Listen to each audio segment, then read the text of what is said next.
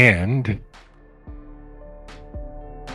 as it stands, this is officially, without a shadow of a doubt, Soup City Sins, Sheltered or Saved finale, entitled Smile. When we last left the coterie, they were standing feet deep in all of the lovely, moistened love nest of a gentleman and his female companion, looking out over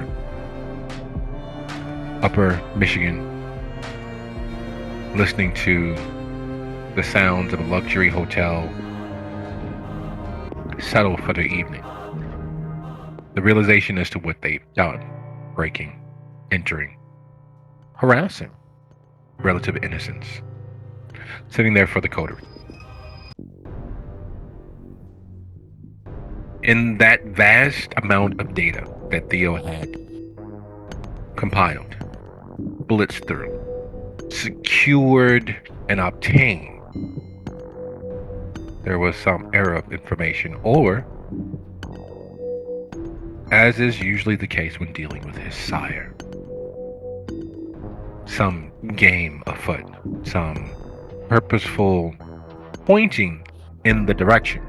Very much the whole idea of you can lead a horse to water, but you can't force them to drink without absolutely drowning the son of a bitch.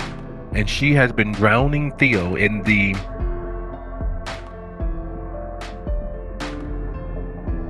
water of her love, the milk of her kindness, the leading him to and potentially through the gate. And like every fighter of any repute, any skill and potential, he obstinately refuses. He purposefully shades and misremembers, misperceives, avoids and dances away from. He fights tooth and claw without actually engaging in the fight. He simply refuses, and it has cost him and continues to cost him. There's something vulnerable about honesty. There's something that makes everyone feel exposed. It takes a strength of character, a strength of will, to simply say I am and be perceived. Because in doing so, you can't control what the other person perceives. You can't dictate what they understand. You can simply stand in the glaring bright light of I am. It's not a place most people are existing. It's even more uncomfortable, discomforting, and disturbing for kindred. Standing in the bright light of anyone's perception, in the fullness of all that they are. Much as the coterie standing before this nude couple in the throes of, well, the cooling throes of passion. Water splashed, shock on their face. The sheer, unmitigated audacity of you all entering into their space. Written all over every square inch of their face. Shocked into stunned silence as you all stand there wholly perceived by this innocent couple.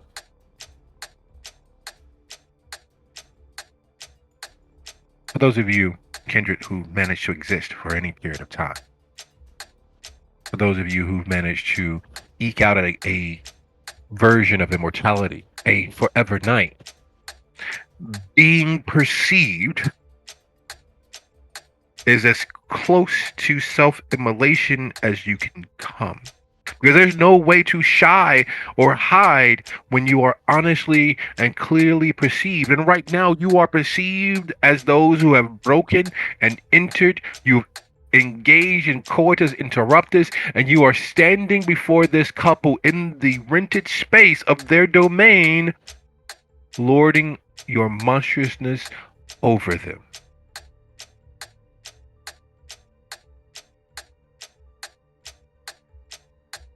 In short, ladies, gentlemen, all steps in between. While it goes without saying, I will all the same. What do? Be a shame if they forgot this.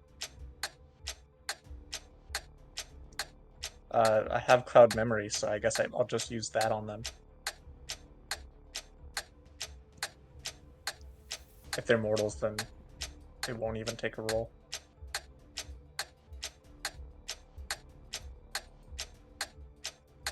So you close the distance near the tub, and shocked and dismayed as they are, as you roll closer, they recoil. Whose eyes are you attempting to catch? Because it does remain and retain that first step forward. Whose mind are you attempting to wrap your fingers around? I guess I'm gonna dart my eyes across both their faces and whoever looks at me first. I'm going to walk up with sort of eye-catching gait. I don't know, with hand flares or something, so they don't look away.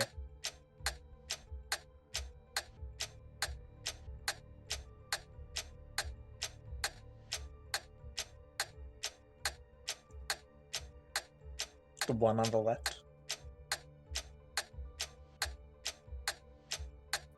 Because you must maintain, because you have to gain their eyes. Would you be so kind as to go ahead and roll your resolve plus charisma for me, please? And as that roll is happening, Hestia, what is it that you are attempting? As soon as said, whichever one doesn't seem to be paying attention to Madeline, Hess is going to cloud their memory or forgetful mind them as well. Whoa, which is it entirely? What's the difficulty? As high as you can. It is effectively contested. You are attempting to reach into the mind of individuals who are shocked, dismayed, and, well, they were in the middle of something as you guys are fucking interrupted. Yeah, I mean, okay, but you have to put something into difficulty when you do slash roll. Standard difficulty is 3. As high as you can start with 0. So it is entirely up to you what you put there because it is contested.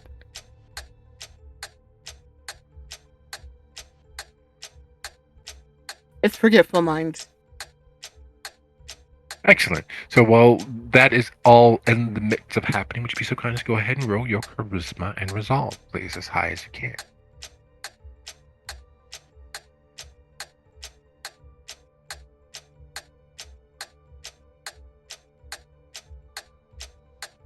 Theo, looking on this facsimile of you, looking on this facsimile of your believed sire, while Maddie, Annabelle, and Hestia are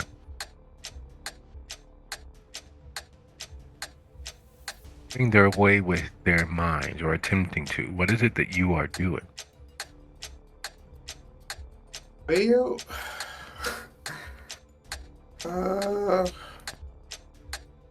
that's a good question. Theo obviously made a mistake in his calculations, unfortunately.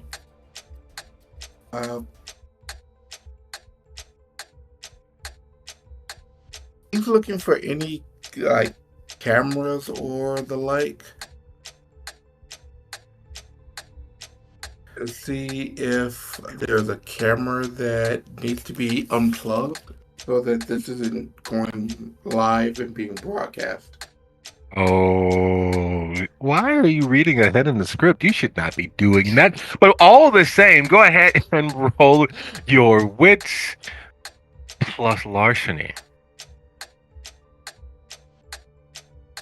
Yeah, okay. Wits and larceny. Can I get a bonus for it being an electronic system?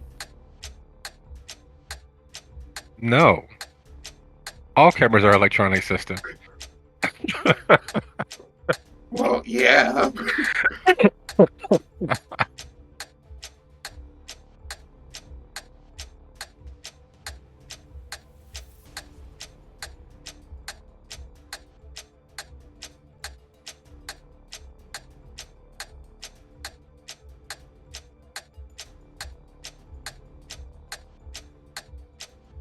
Just waiting on your roll. Just waiting on your roll.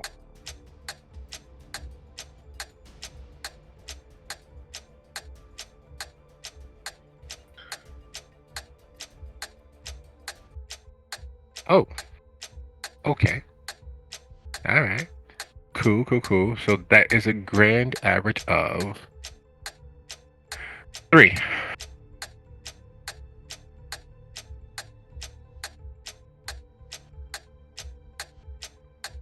Yes. He's a hacker. You suck at this. Well, I wanted to use the willpower, but it's not available to me for some reason. That'd be because, my dear boy, you have 5 hunger. You are doing everything you can to keep from draining everything near you. When you die for the night, if you have not fed and lowered that hunger, there's a very good chance that you will not resurrect.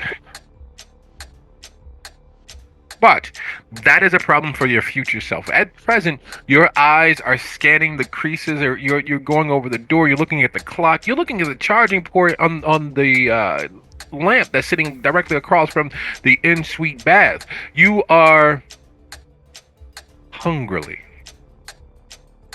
searching as Hestia and Maddie, Annie, are whispering sweet nothings into the faces and ears of the canoodling couple. There is a 3,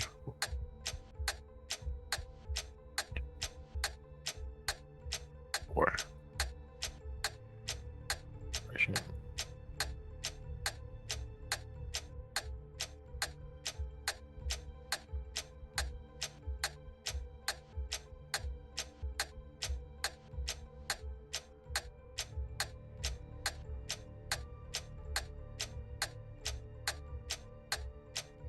There is a palpable sense of being taken.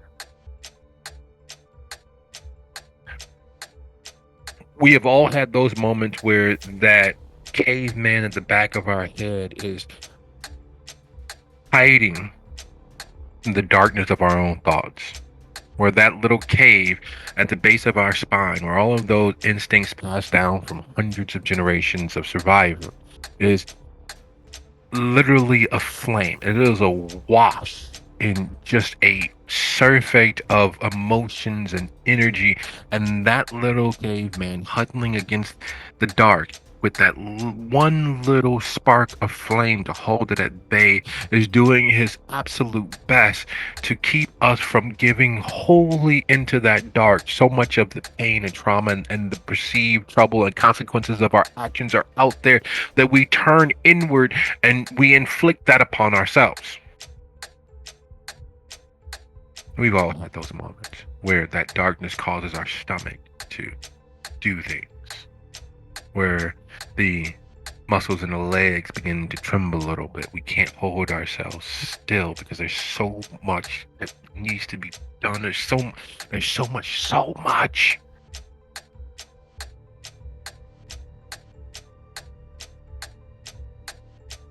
And somehow we always pull through. Somehow we always survive. Somehow our record of surviving all of the traumas and dramas of our lives holds out. But in that moment, in those moments, we can't see the path. We can't see the foot. We can't see where, how, when. And that's what it feels like for Theo in this moment. Because he finds a stick camera, old camera, the smoke detector. It's the camera wired into the wall. As he moves towards the door back where they entered, the lock has a small camera inside of it. Behind the tub where the faucet actually is, there's a camera. Their cell phones are recording sound. He paranoidally closes the curtain because he's sure that there across the way on the 16th floor there's a camera or a telescope or something pointed at this particular room. His darkness is overwhelming. We live in a modern police state. We delude ourselves that is not the case, that the computers in our pocket are not keeping tabs on us, and we buy all sorts of VPNs and anti-tracking software, and we do everything we can when we get paranoid to remove that opportunity and option. We change our password every week. We make sure that there are password blockers and anti-key loggers. We do everything we can to not give in to that feeling of always being watched, to not give in to that paranoia that we are in fact on center stage. And that's not enough, because it's a lot. We are always watched. We are always tracked. People don't usually look at the data, and of course we give them a reason to, but we are always under surveillance. Most of it we chose for the idea of the security and safety it would provide, without realizing we walked ourselves into a jail cell and handed the keys to the man outside, to the woman outside the bars, and expected them to keep us safe inside the bars. And for Theo, that is never something that's far from his thoughts. It's never something far from his practice. In fact, a good portion of what he does is exploiting that self-surveillance. And to find it so prevalently across this room, almost as if it was a setup, almost as if somewhere out there in the dark, some persons are looking into their various monitors and screens and saying, "Smile for the camera."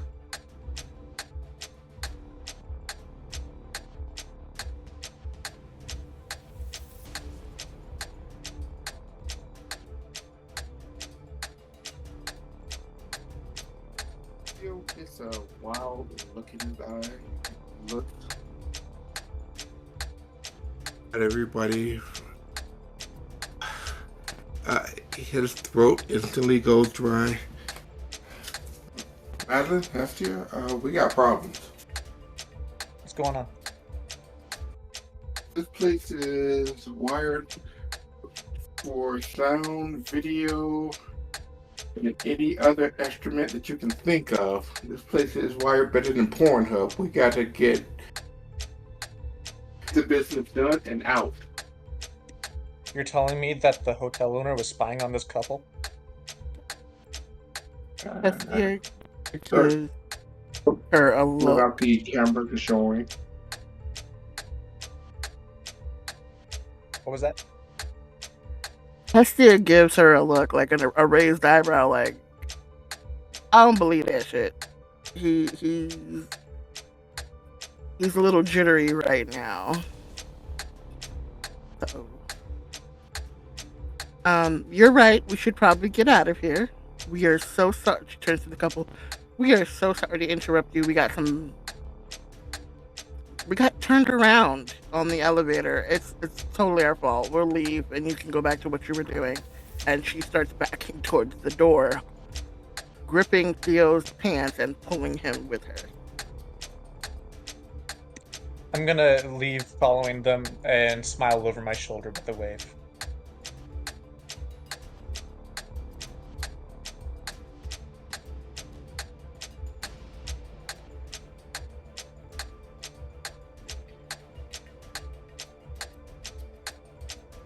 So as you I'm all get to also the hallway, having your potential moments, what is it that you guys do? You are aware, Theo, 100% certain that every facet of sound in that suite, in that room, in that space, was being watched. The signals were live. They may be being recorded elsewhere, but in that moment, they were and are live. Oh, anything that we didn't visually look like it will break the masquerade, right? No, I don't think so. When you do what you have to do to make somebody forget, you have to get close to them, and it's often low enough that they can barely hear. So, again, it would have just looked like we were either giving them a kiss or whispering in their ear, and then we left very loudly and very pointedly left.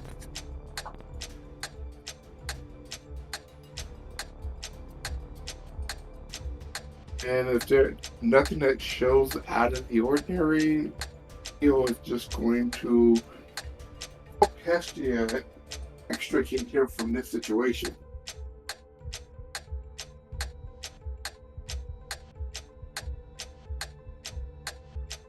Well, you were the one that said that they were here. So, what happened? I don't know. I don't know what I did wrong. I missed something. I'll have to look it over again.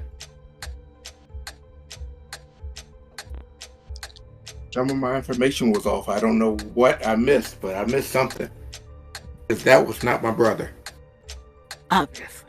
Do you have access to your search records remotely so that we don't have to go all the way back? And maybe we can salvage this shit?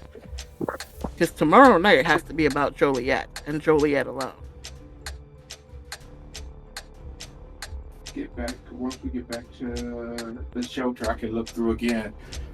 Storyteller, I do have my brother's phone number, right? Yeah, you do. Check out. I need a phone. I'm just going to make a phone call, see if this helps. ST, I want to try. Wait, hold on. Theo, before you do what you're doing, you have a knife, right? Yeah, I have a knife. May I have it? Borrow it. Pulls it out, leaves it in the sheath so that the metal glint doesn't catch any of the cameras. Sure. Thank you. You're certain you saw cameras? What was that? I think that there's a better than average chance, but we're not in there now. But there's cameras all over the place. Because I DC'd, are we still in the hotel? Yes. We haven't You're left heading yet. out. Towards the elevator. Yeah. I want to walk to the office with the knife concealed. I'm going to bring the pervert to justice. I can be followed, but I'm doing this.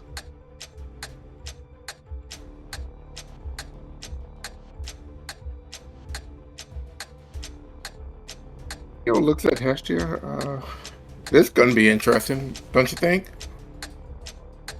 I don't know where the fuck they're going now, but I mean, maybe it'll help. So we should make sure that we stick together. You look a little rough though, so we should figure some shit out. Didn't you eat before? Yeah. We went and did this, so how the hell are you hungry again? Wasn't very filling. It was kind of not. Come to think of it, I think we can kill two birds with one stone.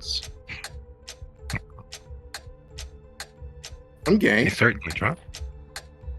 Theo, you are creative during your feedings, yes? Yes. Let's see if the owner's home.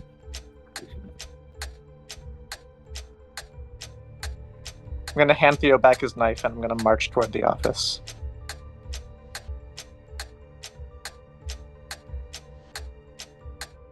Okay. I think in this case So- it would be like a concierge desk.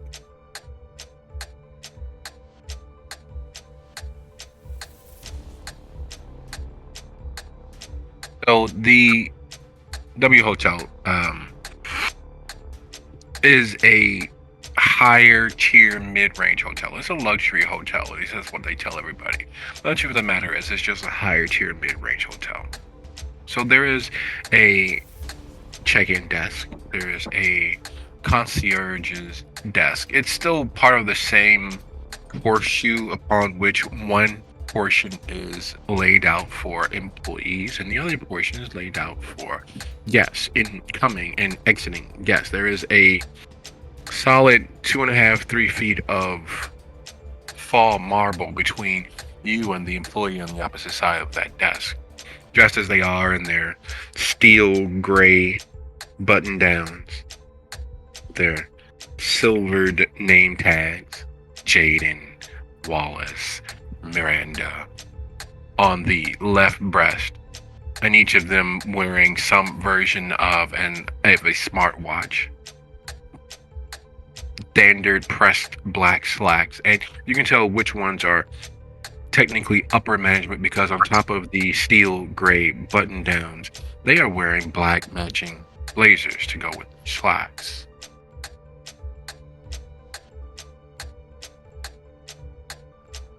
So, is there a manager here, or is it just a regular worker? Employees, yep, the employees with their button downs and a few with blazers on. The security and door staff. The door staff are wearing the 3/4 length jackets in steel gray over black slacks with their bellman's cap. The security staff are dressed much the same as upper middle management with black slacks and black blazers, save they have earbuds and the cords that connect with their walkie-talkies as they're patrolling and greeting guests and smiling. And the security don't have name tags, unlike the other members of the staff. That's the only difference, and it's a small one that most people wouldn't actually notice, save unless, of course, they wanted to complain or potentially cause trouble. Right. I'm gonna walk up to the staff at the desk, and I'm going to say, "Hey, hi, I'm the mystery guest tonight. I don't know, maybe your boss told me I was coming, but here I am, and I've finished my inspection of the hotel. And I was wondering if I could come into the office to talk with whoever's managing tonight about what I found."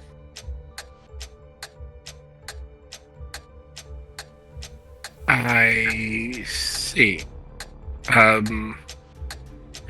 1 second.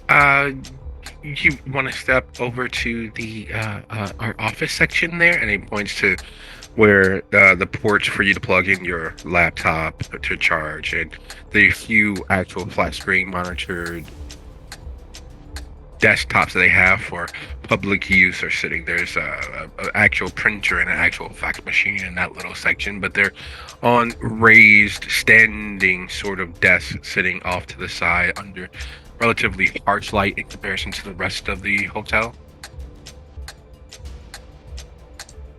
Okay. I'll step into that area and wait for whoever's coming.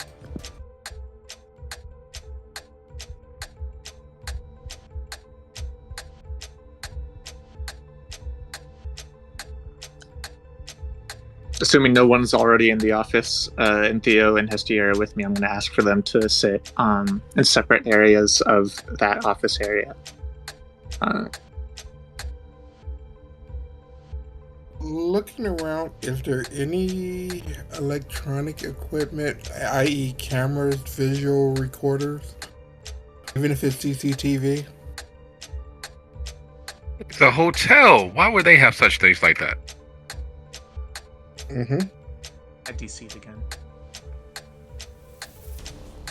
Hey, before this will come out, I'm just gonna point something out real quick. Usually, mystery shoppers are dressed for the location they're going to, and I mean, while the clothes we got you are relatively clean, you still look like a street person. So I don't know if they're gonna really take you seriously about this whole mystery shopper thing. I mean, I'll back your play. We can do what we want, but I'm just saying they might find it hard to believe. Just saying. Maybe. And we'll cross that bridge when we get there. This isn't my plan A. Or this is my plan A, but I've got plan B. Speak of the devil, and he shall appear. Hester, you have seldomly, in a metropolitan area of about 7 million people, you have seldomly run across a person equally as tall as you, and even less so a person who is a hair's breadth or a mile shorter. And that's exactly who exits with that lovely, well-coiffed, handlebar mustache, gone salt and pepper. A head of hair that is surprisingly voluminous, reaching midway down his back. Pressed and laid flat.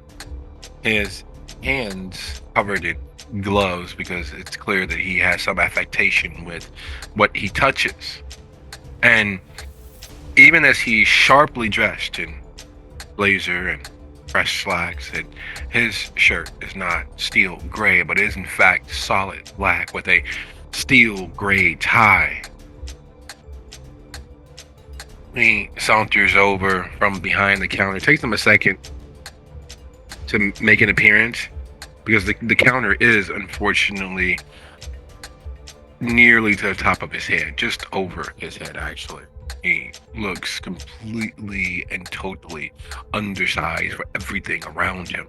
But when he steps onto the floor, you notice that a few of the employees, they stand up a little straighter. Security begins smiling a little brighter and closing in on him from a distance, 10, 15 feet, staying close enough to be visibly doing their job while leaving him to do his. The concierge who went back to get him is sauntering behind him, careful to match their pace so that they are half a step behind him, even though they could outpace him with 4 steps. And he saunters over and looks at you all in the public office space, and on behalf of the Munchkin Guild, we'd like to... And he looks between the 3 of you. Just kidding. Just kidding. Good evening. My associates and I are your mystery guests tonight. No, you're not. That's Excuse fine. me? No, you're not. And that's fine. Our secret shoppers are all cops because we are part of the Northwest Illinois and Northwest Indiana Human Trafficking Coalition.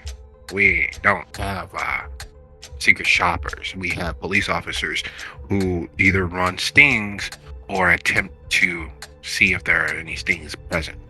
You're not our secret shopper. What is it that you want? You need a gift card, a gift certificate. We don't mind that sort of thing. So, how can I help? What is it that you really want? Who's in this space besides us? Arthur, the concierge who went back to get him.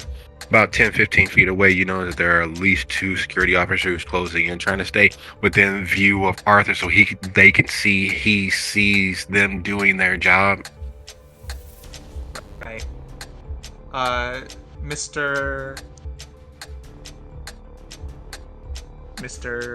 What's on his name tag? I can see that his name is Arthur. No, he's not wearing one. And he introduced himself. He's Arthur. Mr. Arthur. I'd like to discuss a matter of some sensitivity with you in privacy. And I think that's in your best interest.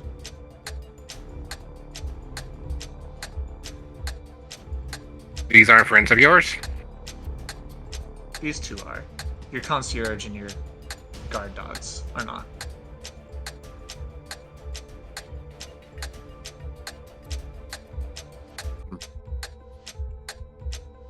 Ma'am,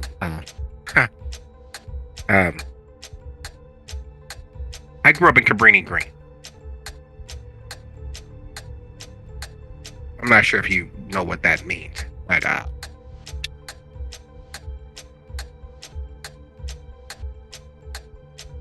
try this one last time, and then I'll just get the police involved. What is it that you want? Alright. I gave you the opportunity to talk about this in private, but I guess I'll just come out and say it. I know that you're bugging your hotel rooms with cameras. No, we're not. And you're not.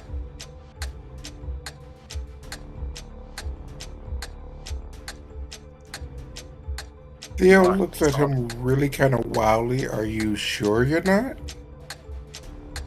Yeah, that's illegal.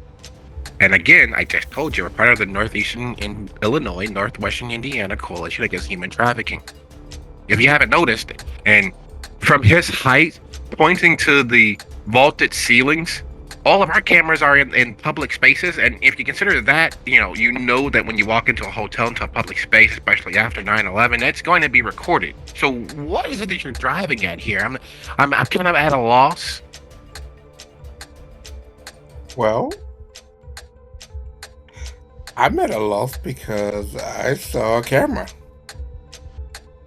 You should see a lot of cameras, especially on the elevator. You wouldn't believe how many people think that this is something from like a late 90s Cinemax movie.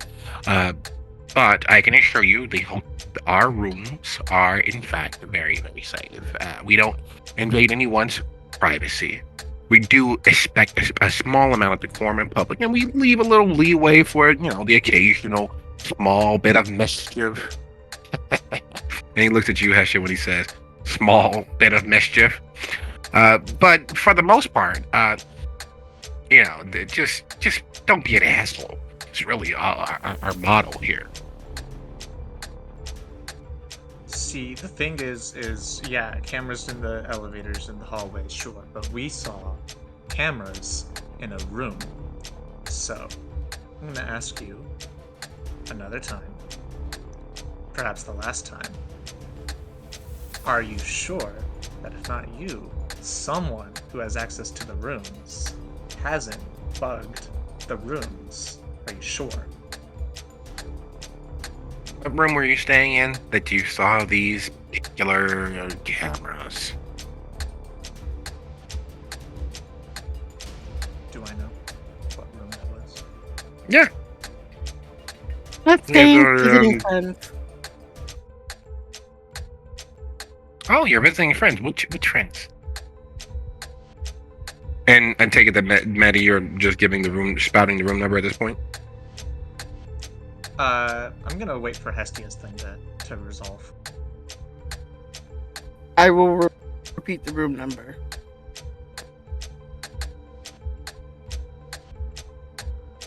All right.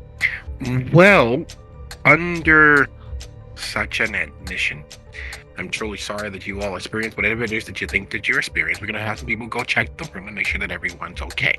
Would you guys like to wait right here?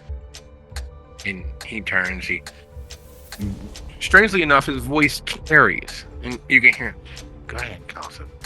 Go ahead, call it. These guys will do it. Since I went up to the room and double check, just make sure that everybody's okay up there. We don't want this to be like last week where there was a murder on the premises.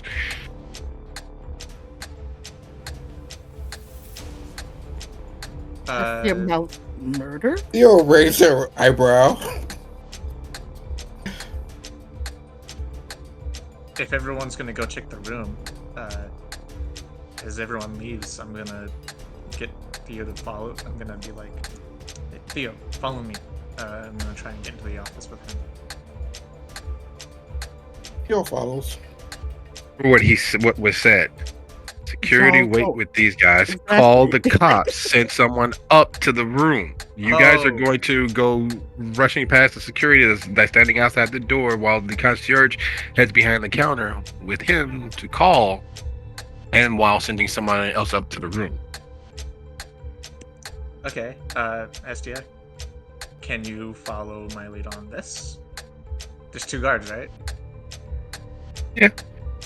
They're clearly guarding you all, in that respectful distance, not the clearly hired and paid for jailers, more sort of the just bodily there, like. This one. Well, in that case, I'm going to, just like before, catch the eye of the one on the left and cloud memory.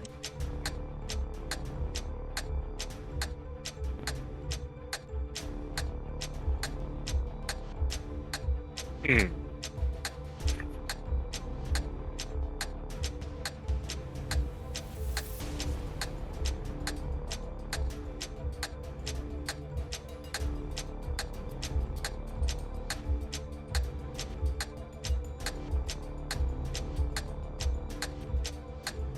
And once that's done, I'm gonna say, hey, you seem to zone out there.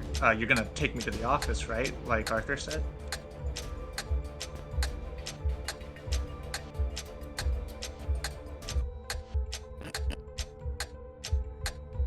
There is a balance of addictions. And when you're calling the grip of it, you never realize it. It's only when you hit rock bottom and what that varies person to person, drug to drug, the impulses that are needed. Hitting rock bottom means that there's nowhere to go but up, save for complete and total deletion of everything that had been before. As Maddie mind rapes the innocent security officer and begins feeding them a spiel to get past their theater of security to enter into the employee section of the W Hotel.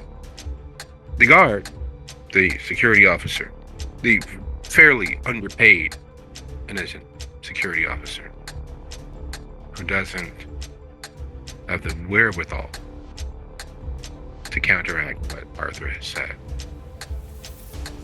is a bit confused. It's a bit out of it.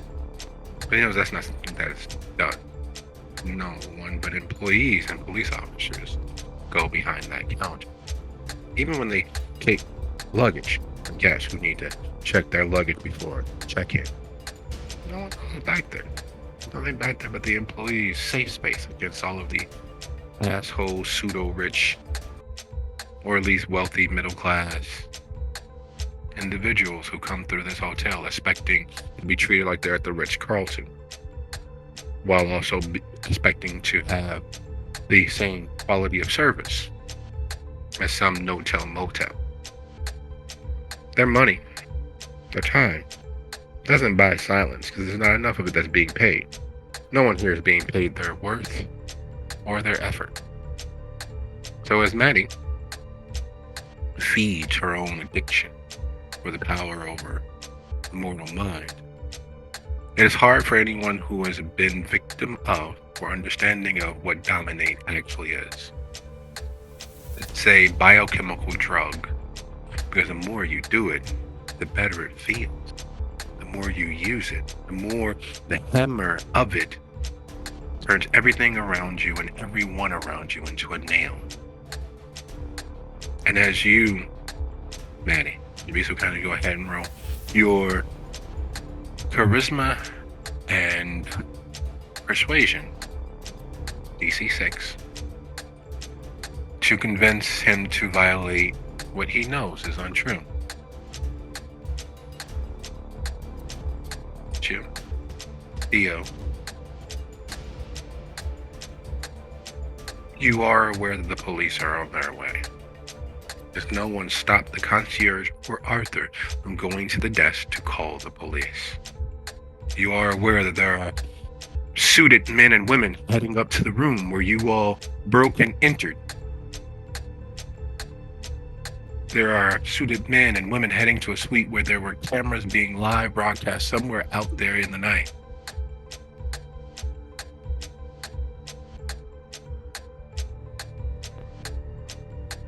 A question for you, storyteller. Yes. Just from his understanding and knowledge, where is their IT closet?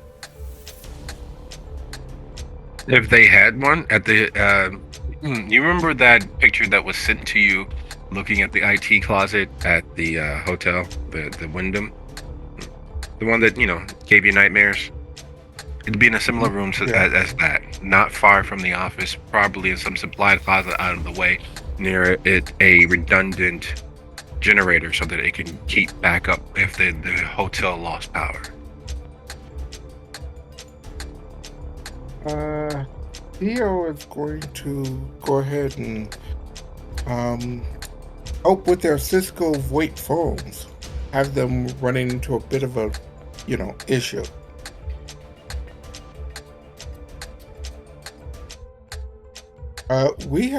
He turns to Hester. We have very limited time here because the cops are more than likely on their way. That was what I was going to ask. Had they already made the phone call, or were they still walking to the desk? Because Hess can get there pretty fast. Hess can get there pretty fast, and yes, they are at the door, at the desk. She is going to use her speed to get to the desk before they make the phone call, and stop the one who's dialing with compel. Oh no, you don't have to do any compel. The blinking across space and time is enough to shock anyone, as there is no disguising it for anything save that. Some people might say you teleported. Some people might say, oh my fucking god. Others who are standing far enough away will see you as a blur and be as rightfully freaked out as you should, because not even Usain Bolt can turn into a blur in that small amount of space. And as you're rushing toward the desk, the phone clattering to the desktop, Arthur being bowled over, Maddie walking with the security guy towards the desk, past the swinging doors into the employee-only area. Theo, as you are attempting to prowl and look for the supply closet where the towers are kept, is there anything else that you're doing?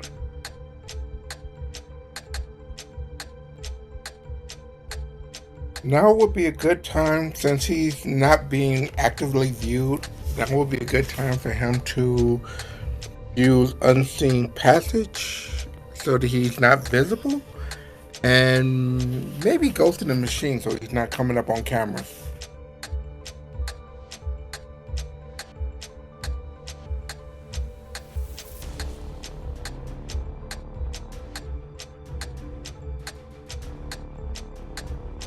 And he's going to get into that closet and,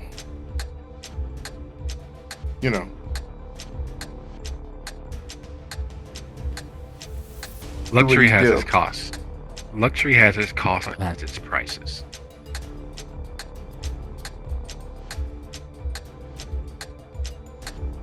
As you find the tech closet, because that's literally what it is. It is a walk-in sub-office, because the server, the towers for this particular hotel are actually 4 towers in a self-cooled space.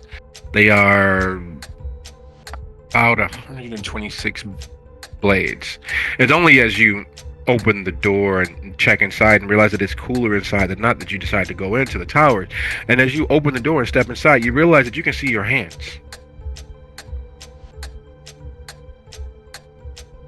You can visibly see your hands as you open the door and move inside, close it behind you.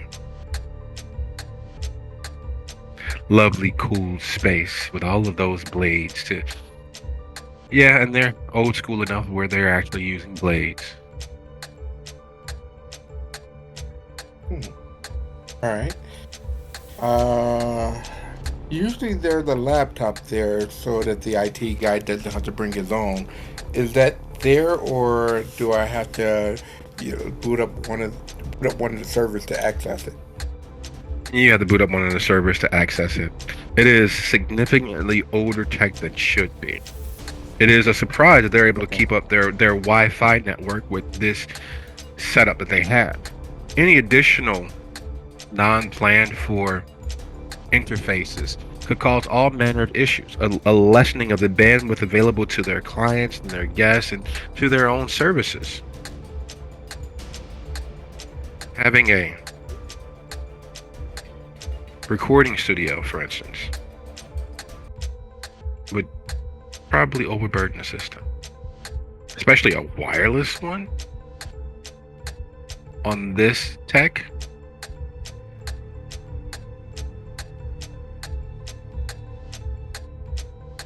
Okay. I'm going to actively search for, since I'm in the server anyway, I'm going to actively search for the hard drive that's holding the data for today's camera, and I'm going to just wipe today's information out. If I could quickly do the last however long we've been here, I'll wipe that. But if not, as a wide angle for speed, wipe as quickly as that we can get back. Disconnect the cell phones. Pause. One thing at a time. First thing, doing, which is most his first step, attempting to undo the last 2 hours of footage or trying to undo the last day. No, I'm saying whichever is quickest. Again, which one is he doing first? Which one is he attempting to do first? The last 2 hours or the last day?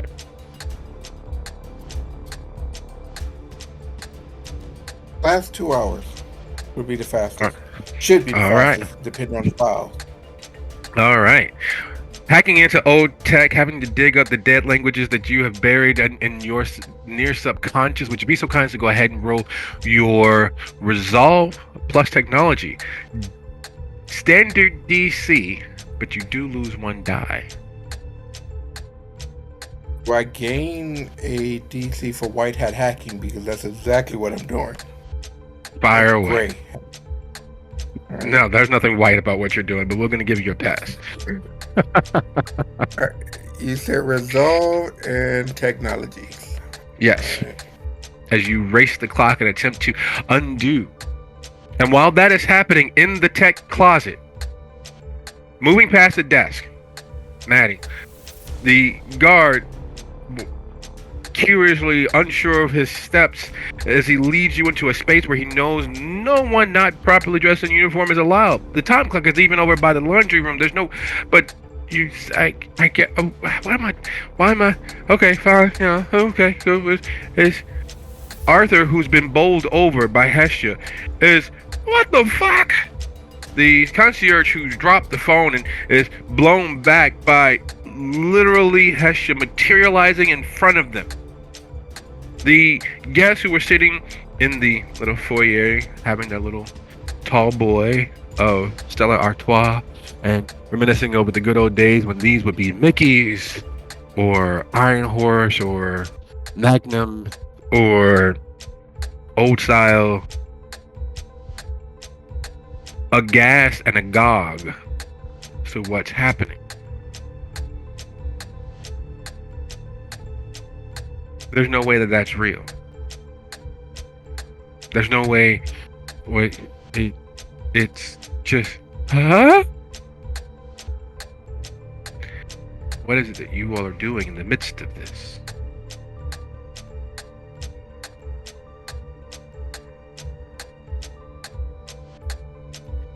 Well, now that she's completely derailed him calling the cops for the moment,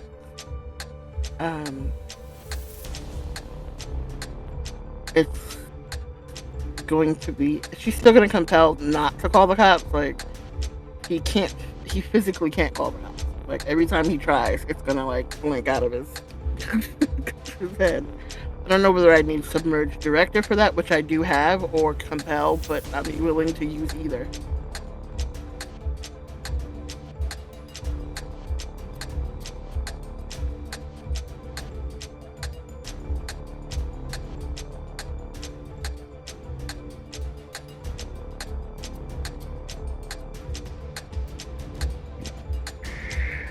There's no way, being in downtown Chicago, you should hear it, but you do.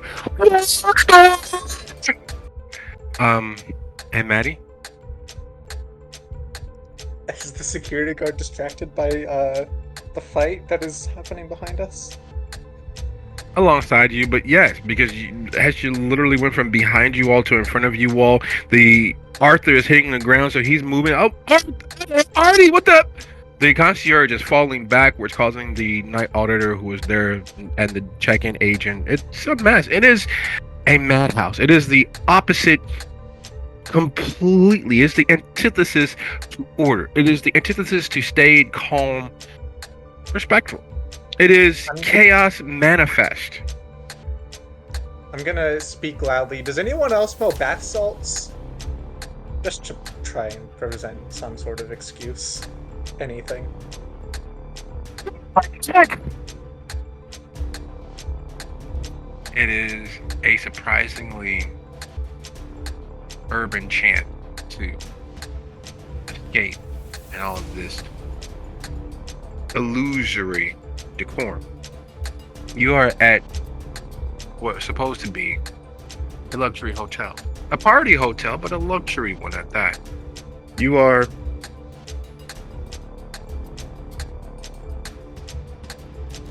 in a tourist center of Chicago.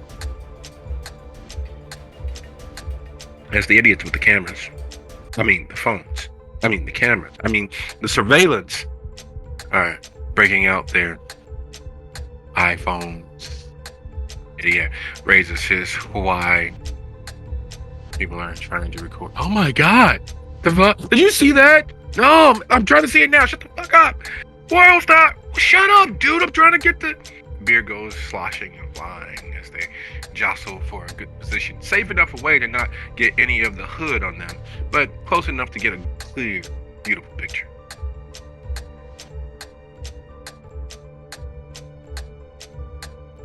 This is definitely keeping her back to the people in the cameras.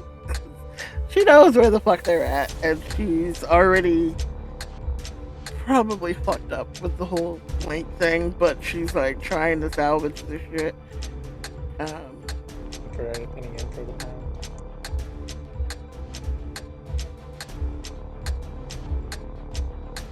Yeah. There are. I said I was gonna try and get the guard's mind back on task. There's a fight, and he's out of a job if he allows us to go too long. Too much film gets out there into the world. Because once it's out there on the internet, there's no bringing it back. There's no controlling where it flows. There's no controlling who perceives it or how they perceive it. Once it's out there, it is out there. So the idea is to end it as quickly as possible. So as you are making eye contact with the concierge, Hestia, the big ham hock size hands, or the closest facsimile, is dropping on your shoulder to calm you down, to move you from the employee's space, because there's no way. There's only one Artie, and you're not fucking him. You knocked him to the ground. Why are you tackling Artie? What's wrong with you? Calm down, little lady. I didn't tackle anybody. I bumped into him. It's not my fault. He has a low center of gravity. I'm sorry. Low center of gravity? I'll give you a... Get that bitch from behind! And it goes from mildly contained to greatly contained as the other security officers close in, but more chaotic because Artie, for all of his slick press, really did grow up in a breeding green, and you done fucked up, AA Ron. You done threw hands. So while he's barely Bring that containing bitch. himself from throwing. It is exactly that. He is absolutely apoplectic in trying to restrain the natural urge to fire back because he has a two-piece for everybody who has the inclination of putting their hands on him. He's cool, save bodily fluids hitting him. He's cool, save someone actually putting their hands on him and threatening his agency, his mobility, and that's exactly what's been taken from him as he was knocked prone. It is effectively on, even though he is attempting to maintain a professional demeanor, and it is a hard fight. Everything in him. Take the kidney, take the rib, follow up the uppercut, take the... Look, if you really want to handle this, then tell him to let me go. We can do this outside, so you don't lose your job. Let's go. Oh, I don't need this. I don't even need this fucking job. He starts loosening his tie. Okay. Maddie, you right there as the security, literally holding Hestia back, and Artie's... Fuck it, let's do this. It's time to show you why I'm the boss of this motherfucker. She's not You wanna trying talk to shit? get away from the security. She's just talking her shit. I'm gonna start saying that Arthur called me the T word to try to get people against him. Terrible. Charles Barkley used that word all the time. That's just horrible. Horrible.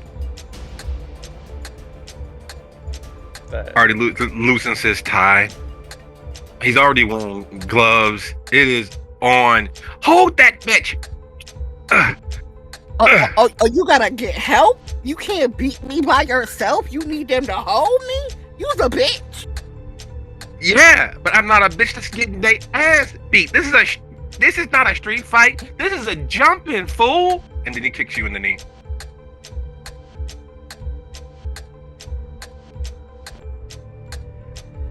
Oh, so this is what we doing now? This is what we doing. Alright. One fight, we all fight. One fight, we all fight.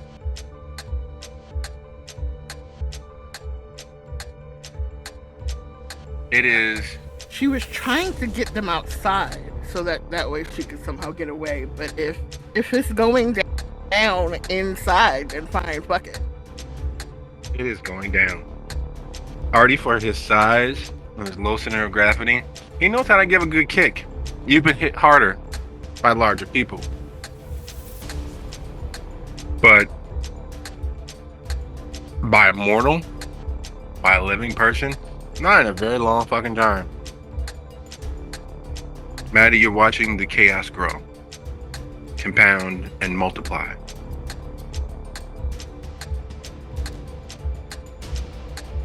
Eugene, there's no fucking way. But there definitely is a fucking way. These idiots, these assholes, have 3 networks on top of each other, all moving through the same servers, all using the same system, and being completely and totally divisible.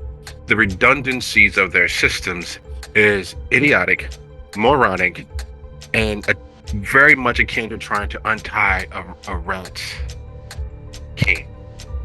All the tails swirled and tied and knotted as each of the several score of rats try to pull themselves free, only making it tighter. And the eventuality of a rat king usually is the death of all the rats. And eventually these systems, layered and redundant as they are upon each other, using the same resources, cameras, and networks, will eventually crash under their weight. There's no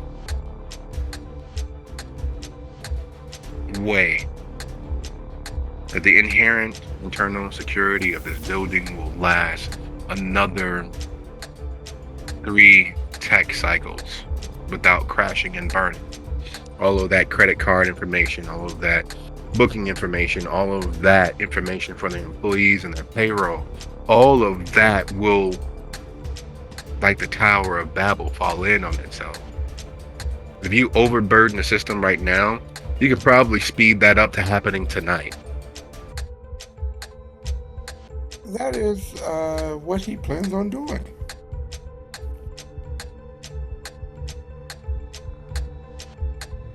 Yeah, that's what he's gonna do. I love Theo being the cool-headed one for this scene.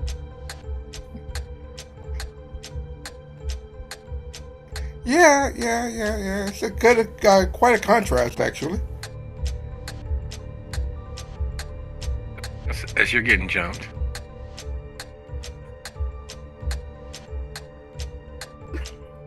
Oh, she's not just As taking you watch it, though. Hester being jumped. What are you guys doing?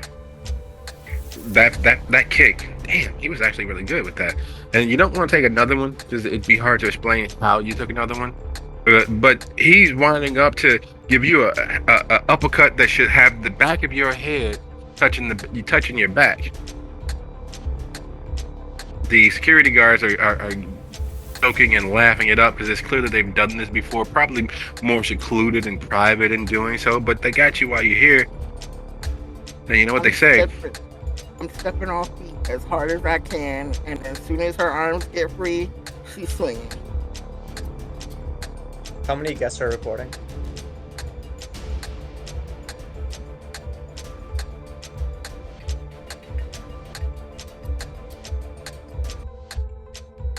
It is roughly 2.5 actions from untenable.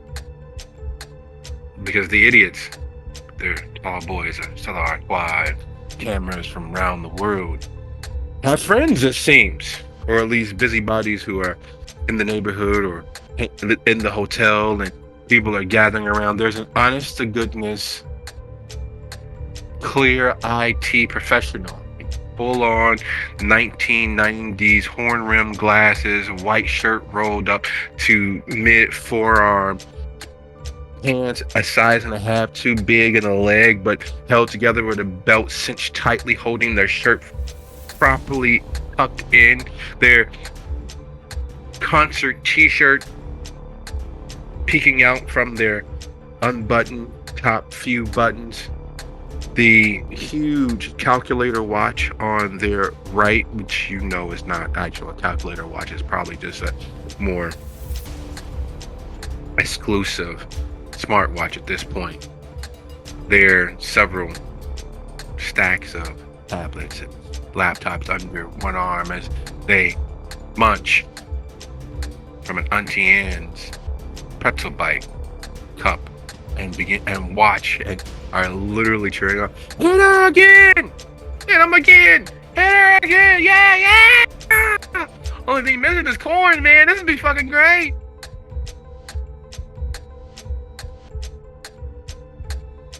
So there's two of them? Mike. Okay. Was that?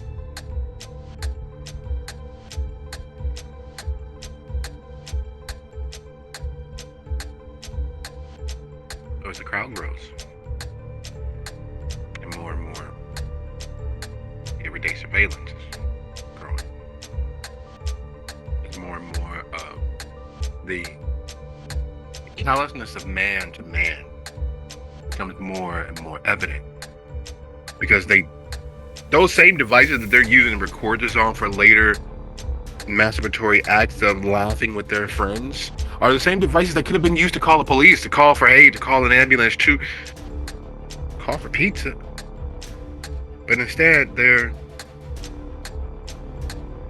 watching. They're reveling in the chaos, the madness. Some of them are live streaming, because one actually turns his back and is holding his phone up, pointing in the general direction.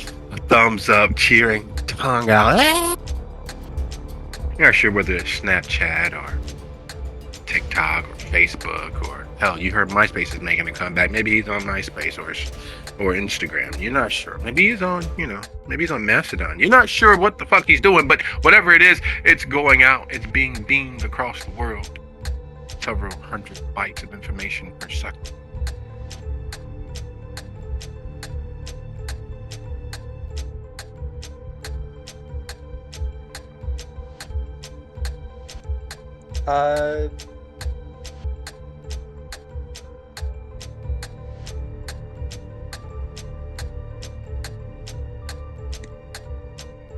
I'm going to try and separate Haste and what's his name? Artie. Artie, yeah. And I'm gonna try and get the fuck out. Alright. That means you have to be so kind as go ahead and roll your strength plus brawl to tear them apart. Literally tear Hesha out of the guard's hands who is holding her pretty gently so that she's like a shirt you're trying to shake out, held in front of him so that Artie can get a better shot, as if she's a living heavy bag for Artie to work out his aggression zone. Yes, to be so kind as go ahead and roll your strength and athletics as you attempt to slam down your foot on his instep and break free from his hands.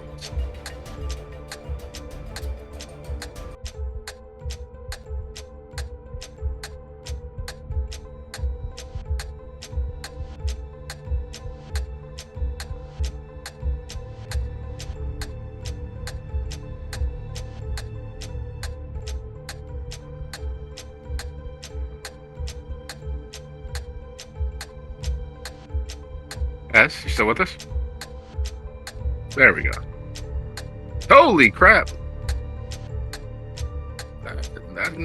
That's not goodness. All right, we're gonna roll separately for Mr. Guardman. Standard 4 dice. Standard 4 dice. With a bonus for numbers. There are more of them than there are of you. Okay, difficulty is a dose. And then for Artie, as he continues waylaying. He hasn't had this good in a very long while. Hasn't had a chance to really let himself, do what it is that you would like to do to uppity customers who refuse to accept. I'm doing my best. You called today. We have 17 rooms booked. And you're number 18. Give us the opportunity to. Or all the times where he's had to kiss ass just to get by. All the opportunities where you really just want to let somebody have it for being an asshole for no reason, for bringing in their problems with someone else, with some other facet of society to you. And they expect you to rise above, and still it's not enough, because underneath it all, they don't care about actually solving their problem, merely making sure that someone else is having just as bad of a day. And they bring all of their issues from childhood. They bring all of their issues from their job. I was gonna ask real quick. I know we had already rolled it, and I'll go with whatever. But I have unerring aim. Would that have helped? No, it's for projectiles. Throwing something or someone. Noted. Next time, throwing motherfucker.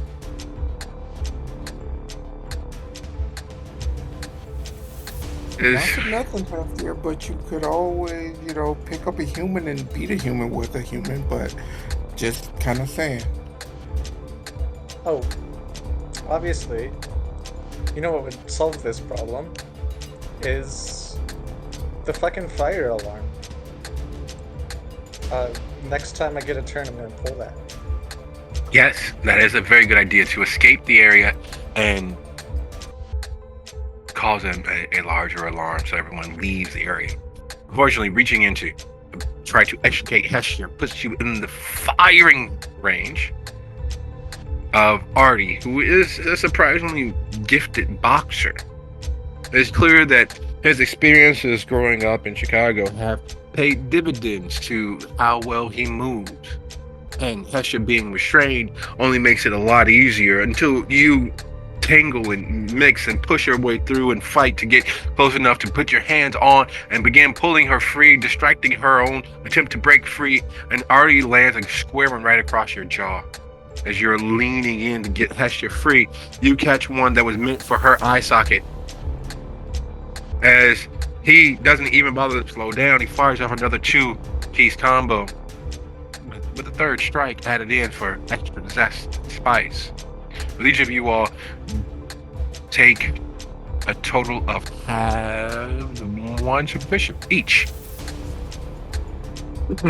As he's wailing and flailing and punching, and all of his shots are hitting someone.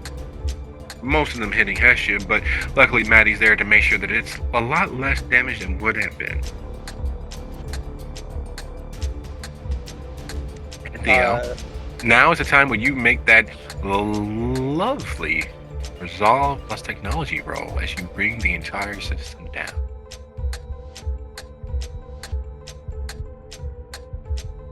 All right.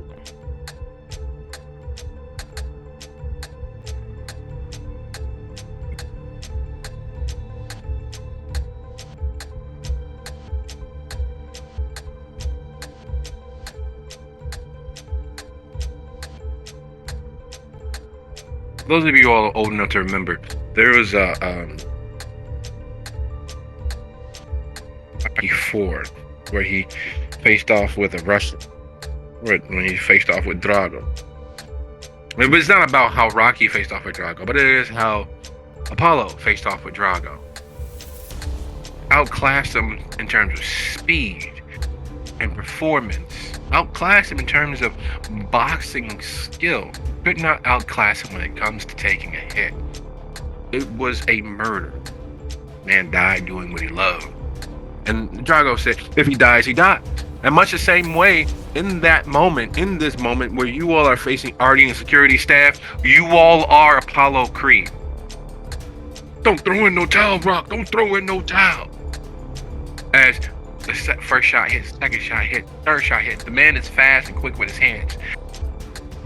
He shouldn't be as skilled as he is, and to let you know how difficult his life getting this far must have been.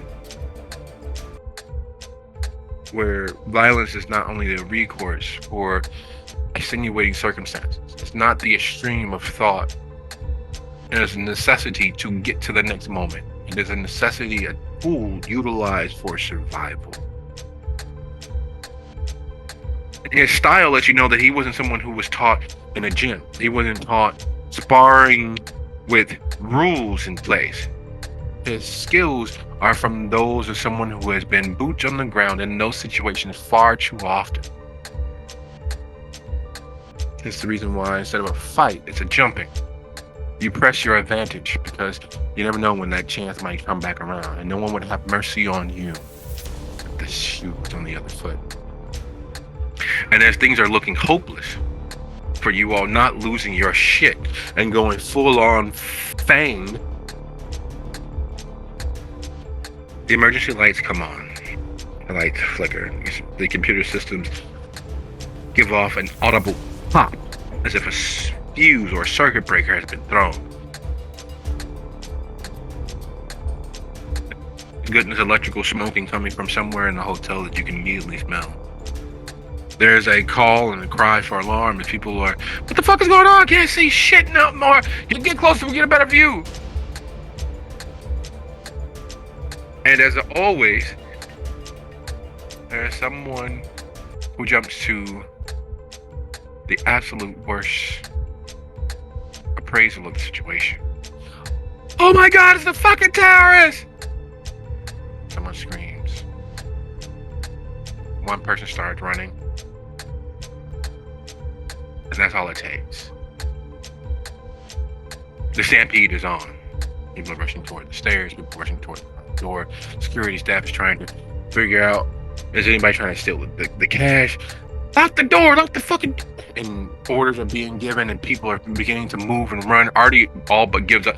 Put the motherfuckers in the jail cell and help get this... And the orders are bouncing off the walls and people are literally freaking out and losing their shit. And it is 57 after the hour. Let's take a quick 10. We'll be back here at 7 after the hour. All right. And we're mostly back. Everyone present? Yes. I don't think Hess is back yet.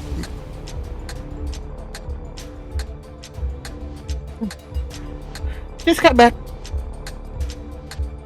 Welcome back. Welcome back. So, when we stepped away,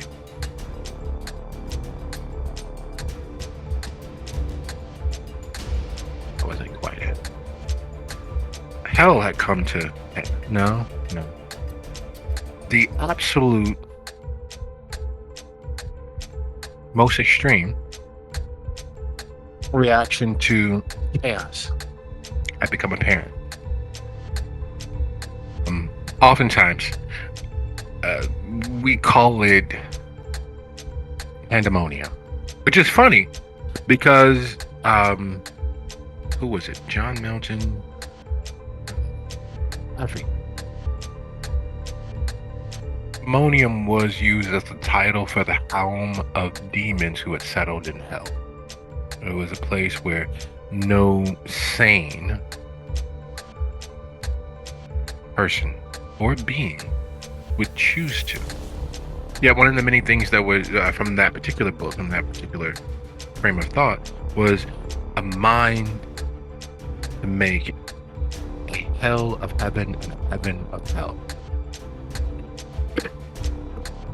It's the most powerful thing that we or any being has. Our mind and our perceptions. And so while pandemonium breaks loose, and those of you who aspire to Ayn Rand's idea of chaos being a ladder to achieve that most prized and chased and sought after golden ring, what is it that you are doing?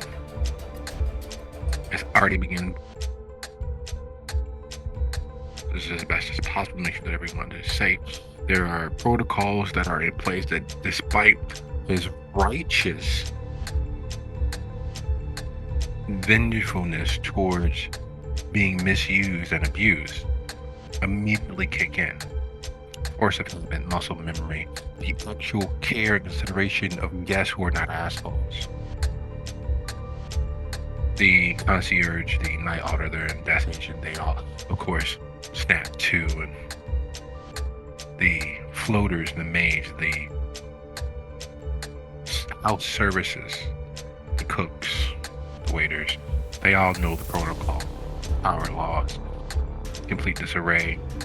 Make sure that make sure there's no fire, no bomb, no active shooter. Make sure that there are any violent robbers on the premises. Make sure that all of the emergency doors are free of people in them and are either on the other side of them or moving to the other side of them. There is a drive toward establishing a safety for the public. What you all are doing in the midst of this insanity.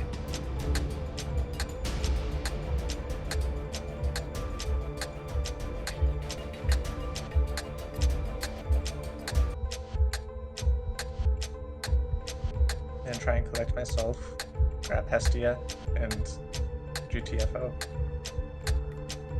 This is not going to let them take her nowhere. So she was playing with them before, but now that the chaos is ensued, she's going to break free and get the fuck out.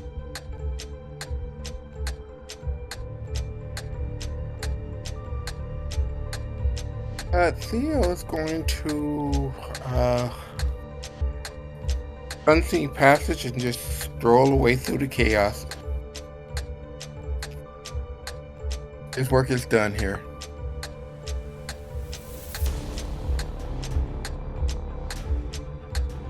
So in your escape, let's go in reverse alphabetical order.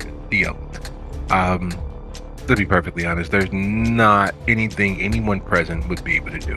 In a completely off-kilter place such as this, and locked away in the room where he is, the only contest towards him being perceived would come at the opening of the door. And as everyone is caught up in their own drama, fears, and paranoia, there's not much of a challenge at all to that. So as he makes his way out of the IT closet, he can't see his hands, he can't see himself, so he knows he is as close to imperceptible as he can ever be. Where, if anywhere, is he at?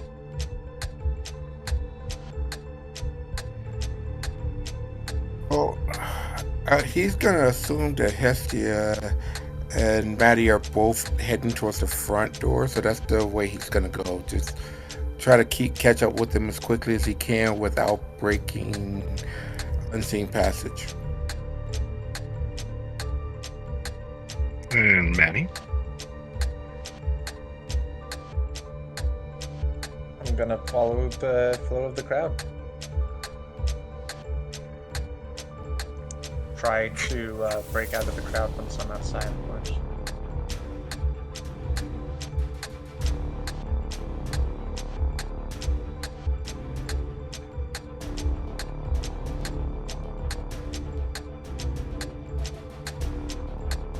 Already to the floor.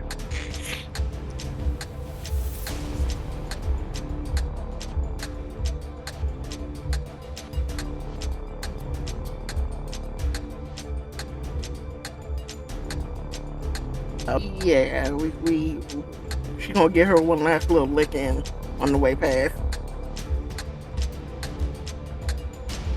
Oh well. All right. Do fire off your shot. That's now. Just does Hestia have potence?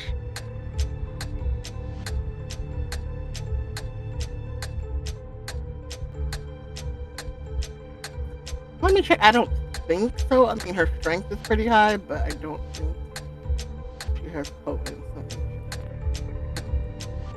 Well, while you're checking, go ahead, roll your strength plus brawl.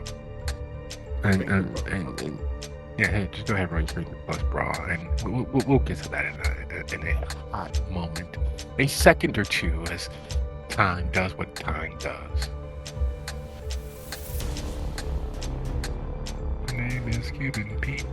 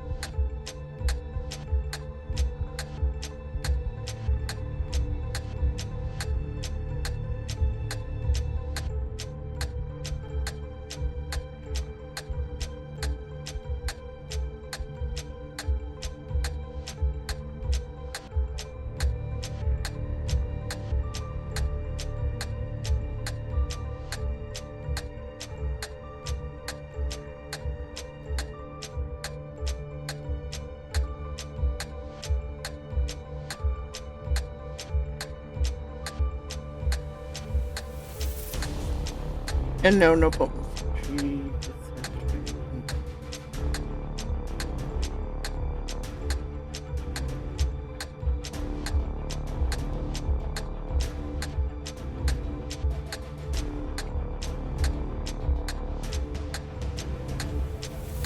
The pain inflicted upon you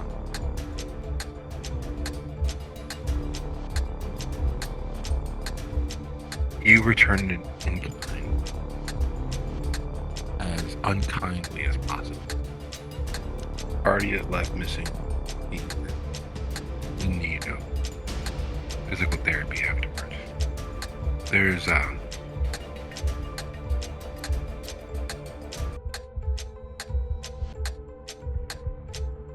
big subdermal damage done. As your levels of shot equal to 38 at close range. Catches him completely off guard and sends him spinning in the air as she moves past with Maddie out the door.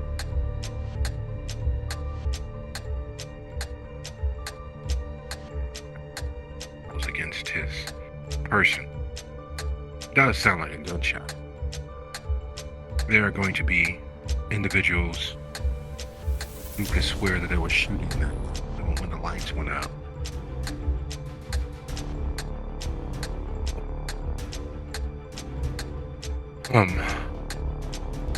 Lakeshore Drive near Erie. Where is it you all head to? Do you head out towards Ontario? Do you head west across Erie? You just head north along Lakeshore Drive. I think we should head back towards the car. But did we leave the car at the W, or did we leave it at the first hotel we went?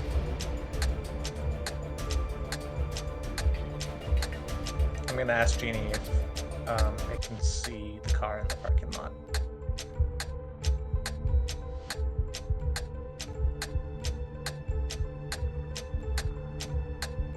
On your walk to the car, once you all get free of the drama and turmoil,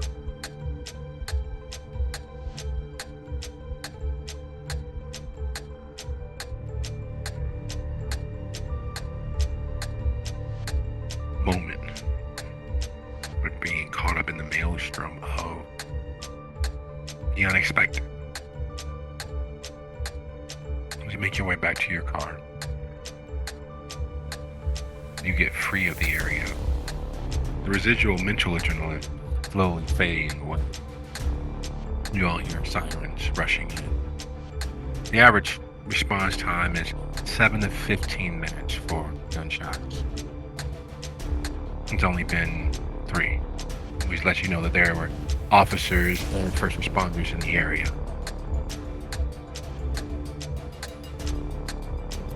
You all have a moment or two. If their conversation, or are you sullenly, silently moving free of all of it? I'm definitely keeping my head down. Yeah, we can talk about this in the car. We need to get to the car and fast. Agreed.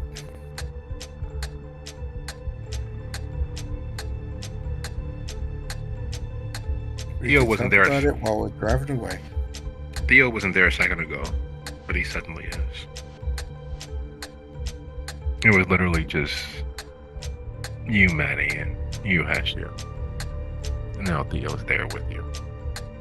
You know I hate when you fucking do that, right? You almost got punched. Christ. Hey, I'm not a dwarf, so you can't punch me, alright? He says with a grin.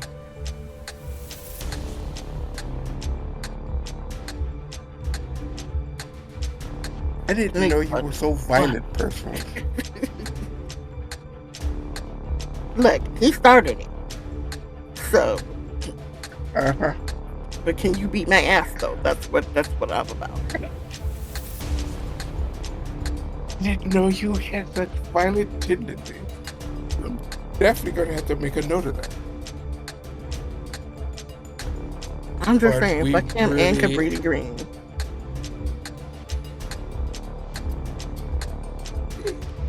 He throws his hands up as in mock surrender.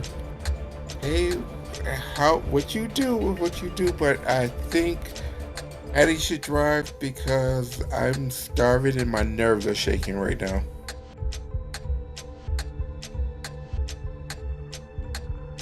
I have never driven a car in my life. Okay, so that throws that out the window. I'll drive. Let's get out of here. Oh, you driving? I was the one that drove here. Calm down, champ. Calm down. I know the adrenaline's getting you, but calm down, champ.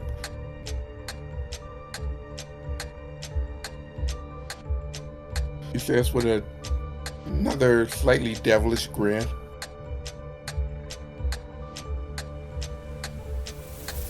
Look here, keep talking. You finna be Jake Paul, and I'm gonna be Mike Tyson. Get your ass in the car. He gets laughs and gets in the car. I'm in the car too. Now, are you guys taking Lakeshore up and around, or are you going to try to fight west across town?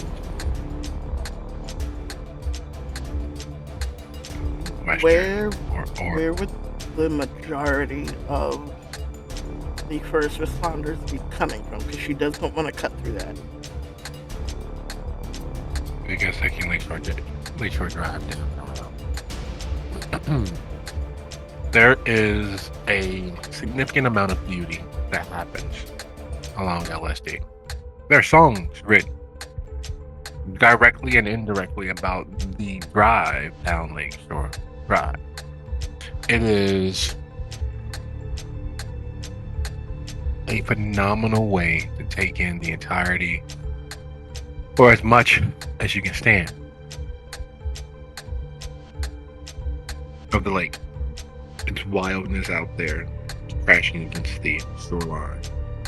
It's a silent menace, because it is, in everything but actual fact, an inland sea. It is a testament to the power of nature and the cruelty of man, because Chicago uses the lake as its own personal watering bowl, commode, and scientific experiment, all rolled into one. And watching it wildly cavort and mingle with the shore is a thing to behold, even as dark as the night is. The shimmering reflection of the stars overhead, interspersed with the occasional cloud cover moving out to places due elsewhere. The moon peeking from behind one cloud, dancing in front of the other, slipping, swirling in concert with the lake. It's a moment. It is a significant moment if you just allow yourself to take it all in. And it, of course, is ruined by the lights of Lakeshore Drive, so it's not quite as majestic as it out there on the shoreline, free of all of the light pollution. Where you are to where you all are heading, which is the shelter, it's about 45 minutes, giving you all the opportunity to take in the night, take in the world around you.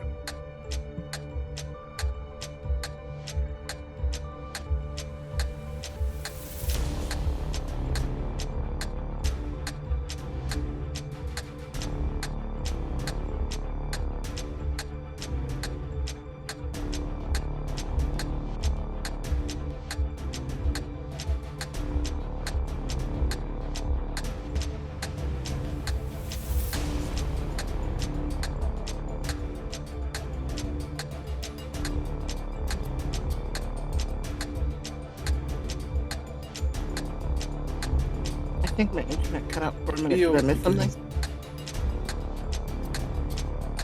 Theo goes through his thoughts to try to figure out where was his wrong turn.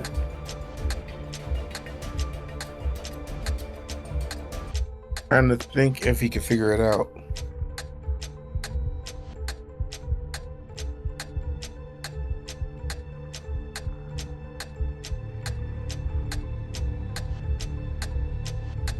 Where did you go wrong when sourcing for a particular needle in a haystack of needles? Where did you go wrong doing the impossible in less time than it would take others to even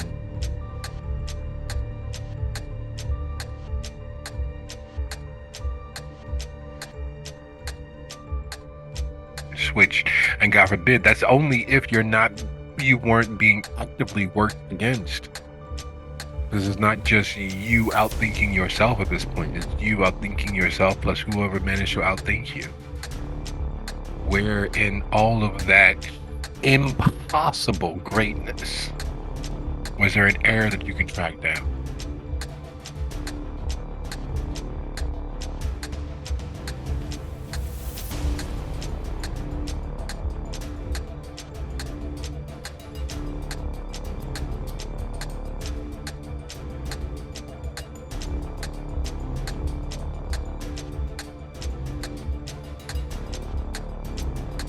thinking about going back once he gets back to the shelter.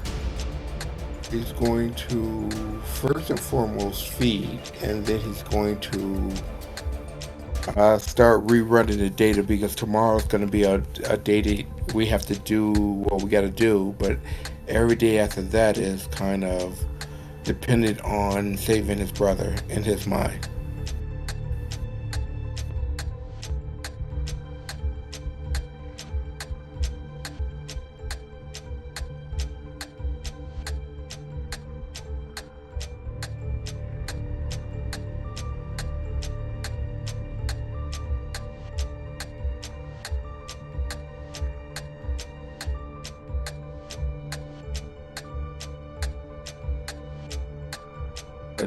Don't want to get too far ahead of himself.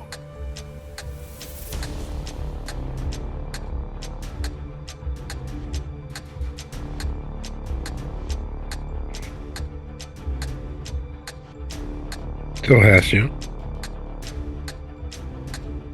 as a driver, and helping you all cover the distance and the time from the W Hotel to the Haven. Is there anything that Hesham might do or attempt to do to assist or conversate? You all literally didn't have any conversation as to what to do next. You all made it up as you went along.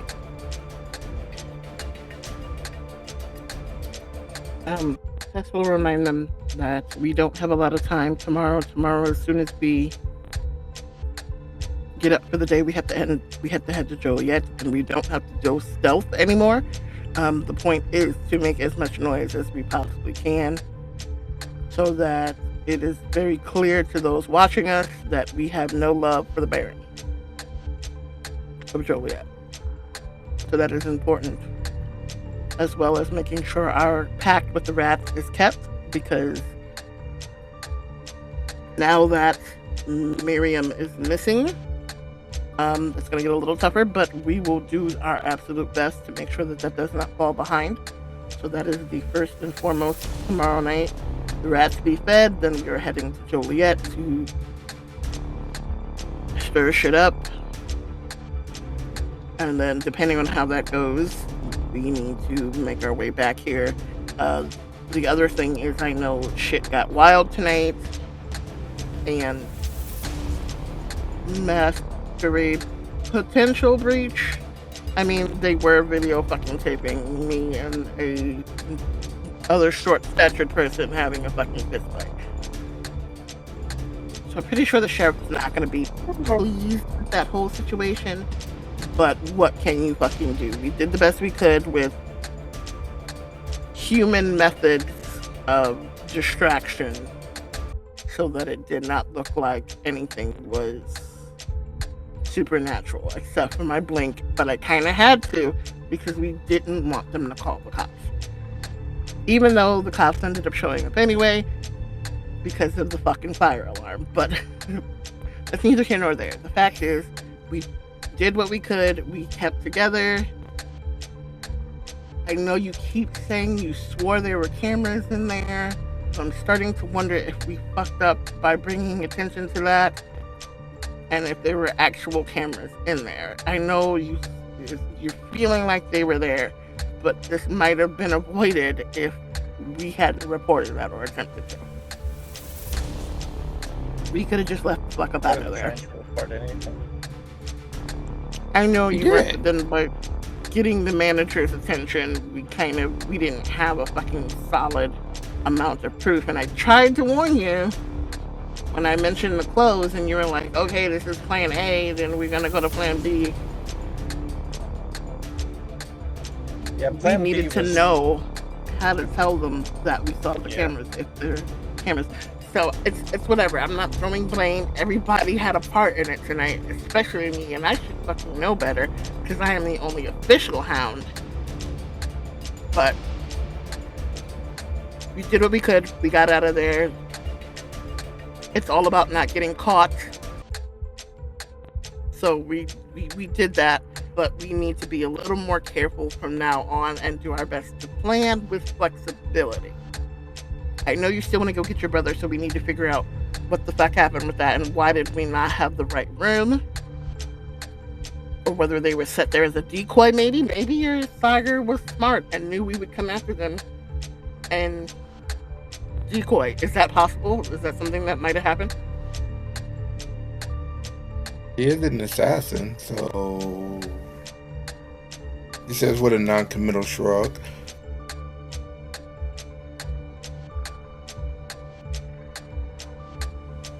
We need facts. Yeah, we need facts. I know it's hard to know, but before we go trying to get at her again, we need fucking facts. Because she's obviously dangerous. More dangerous than you would know, Hestia. More dangerous than you would know. Okay. How about this as game plan? Tomorrow, before we head to go do our thing, I'll call my brother, gently try to sour the relationship between her and him. That might buy us a little time. And then... You mean if she hasn't killed him already? Well, she kills them on my death day. And how long do you have for that? By my count, we have 3 more days. So, 3 more days to my death day. So, How long would it take for a potential breach to be viewed as an actual breach?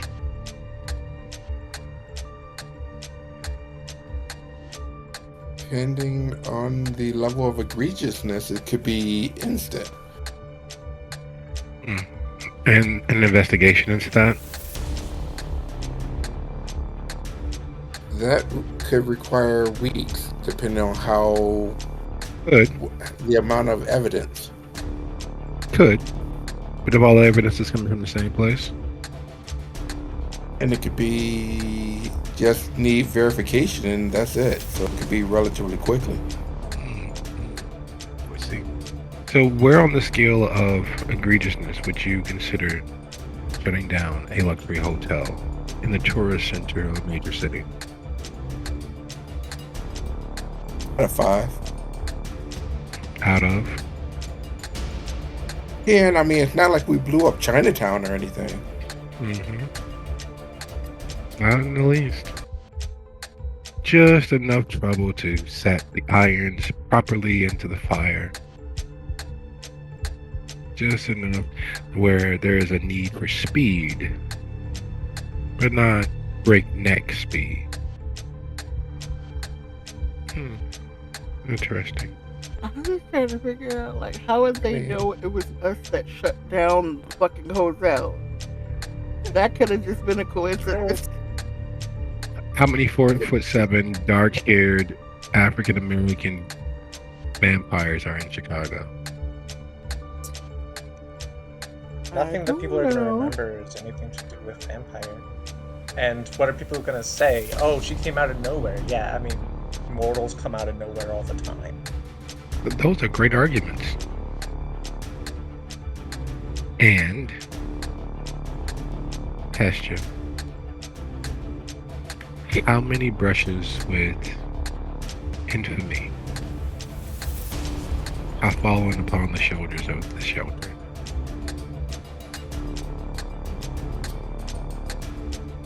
Far too many. far too many. Hestia, just as an off chance that Theo was 100% accurate,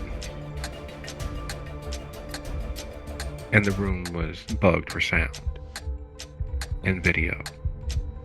And while he didn't mention it to anyone, he did close the curtains, didn't he? Which means that maybe he saw something across the way, keeping tabs on the room from a distance.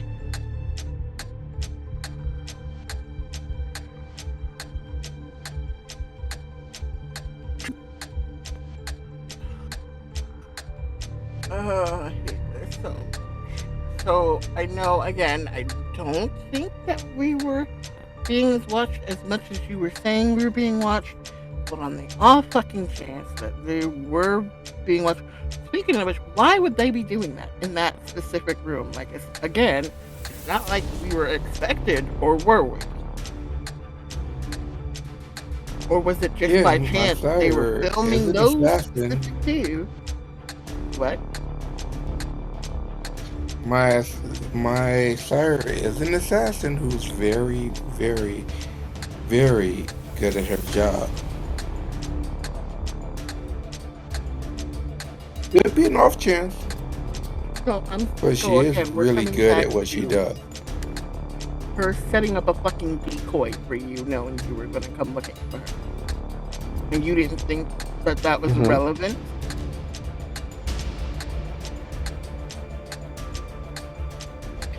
I did say it. After the fact. After we had already exposed ourselves. After we had already busted into the room and startled the occupants and been caught on camera. After. Before is much more helpful. How would I know that she was set an elaborate Rube Goldberg style trap for us to walk into?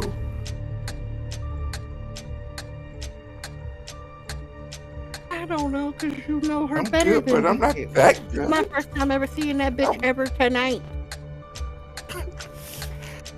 Well, yes, but if she's not stopped, I can guarantee you that people from the shelter are gonna start coming up missing as well. She's that good.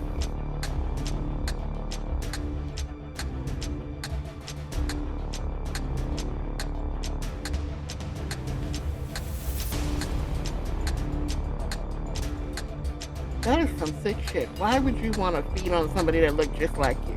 That's some narcissistic ass bullshit.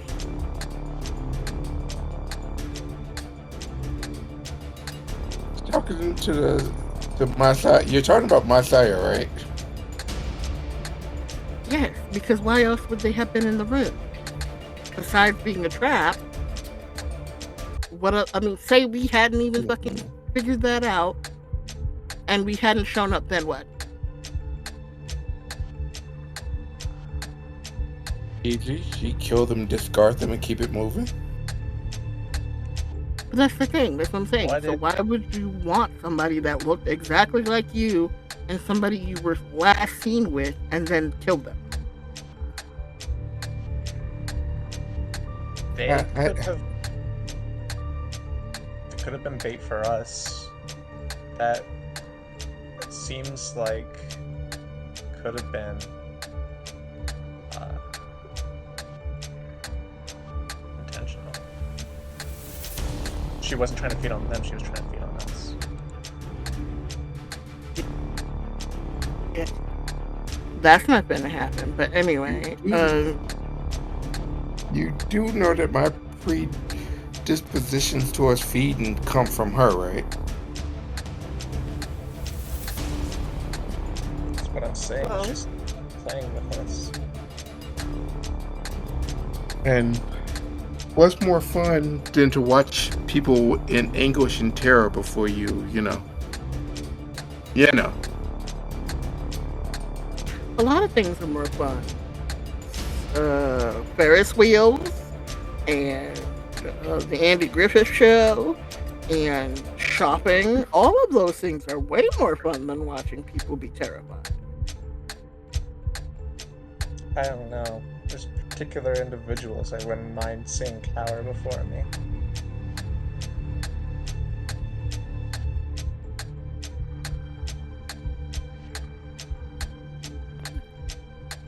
Kind of looks at her for a second, giving her like a raised eyebrow, like, noted, I'm gonna have to watch you, and then goes back to driving.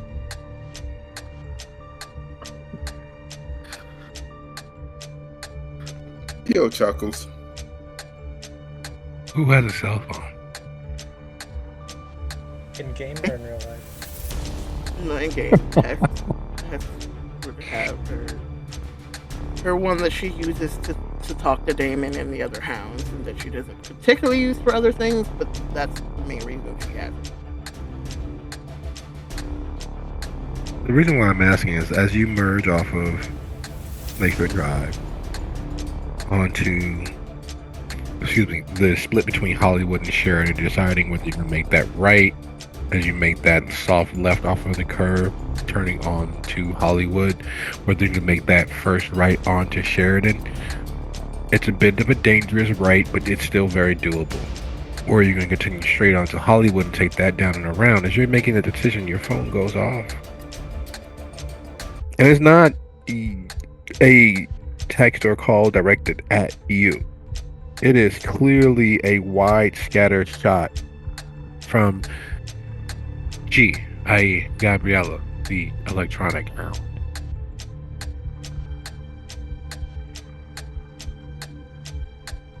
I have each hound having their own sound.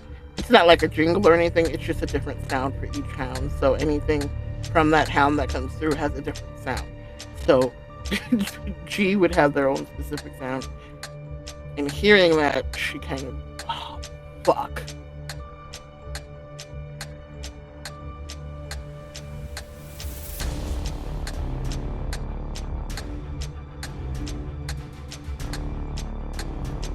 Finding the phone out, she hands it back to Theo.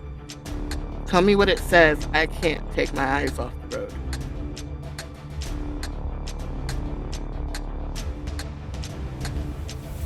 Six nine 6969 TIHSHO 119.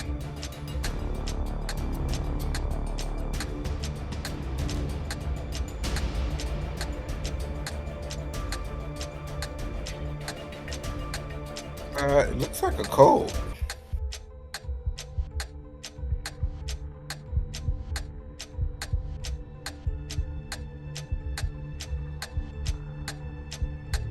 It says 6969 T. You said TIHSO 6969. TIHSHO 119.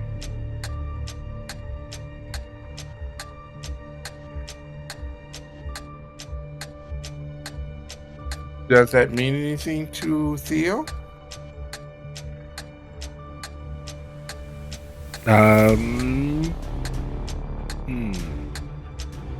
It's an easy cipher. Does he figure it out is the question. Is it too simple for him at this point of the evening?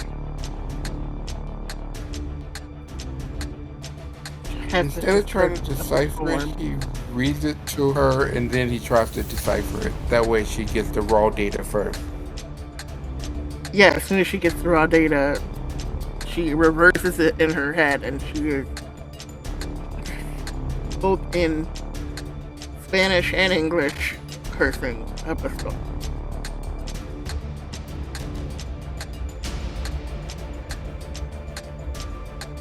Does that mean anything to you, House? 911, oh shit. Oh. Okay. Why didn't they just say that? In case somebody intercepts it that's not supposed to intercept it. That's where you newfangled licks be all saying all type of weird stuff. I don't get you guys.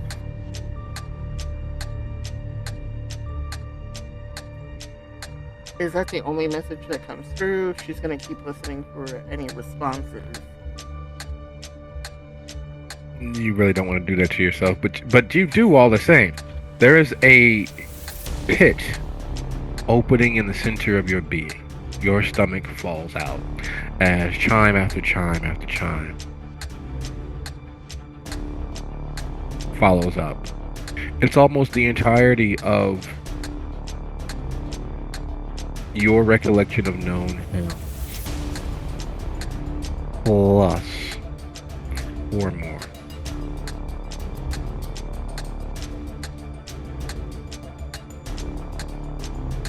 that the wolf pack? Because I kept hearing that they joined the hounds, so that's her first assumption. Before extra are the wolf pack, or the remaining members of the wolf pack. What could potentially summon all of the operating hounds? Your chime still is, of course, unheard.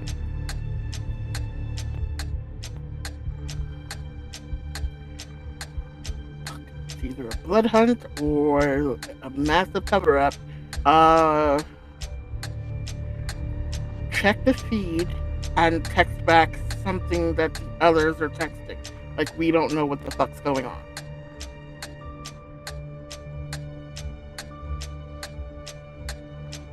Theo does that. Theo, you are involved with electronic communication, bits and binary and coded phrases more times than not. Simple stuff like this is grating because it should be right there. It should be something easy. Why is everyone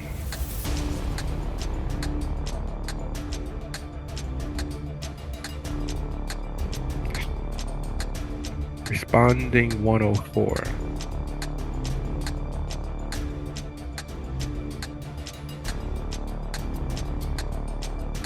Hefty, does 104 mean anything to you?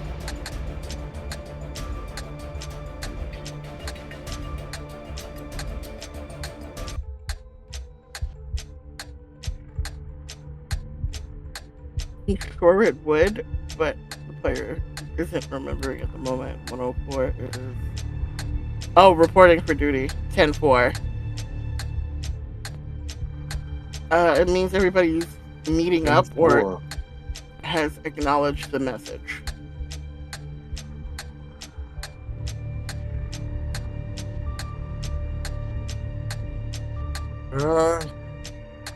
Okay. You could tell his voice is actually just sort of a mild level of low-level disgust. 10-4, huh? Okay.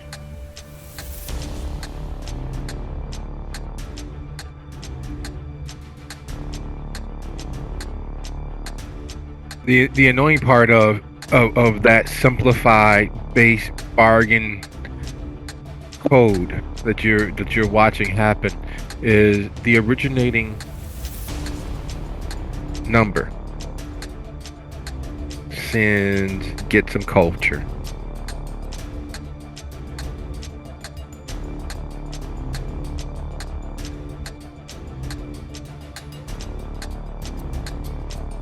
Ready response 104. You know, this would make a lot more sense if it was just typed in binary language, right? Not for nothing, but this would make a lot more sense if it was just binary. We're not all computer nerds. There's only one computer nerd. The rest of us are just regular ass people, and we learned the code. Deal with it.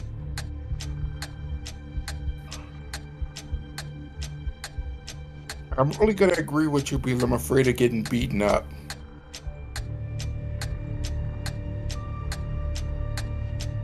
Do you relay the last line of get some culture?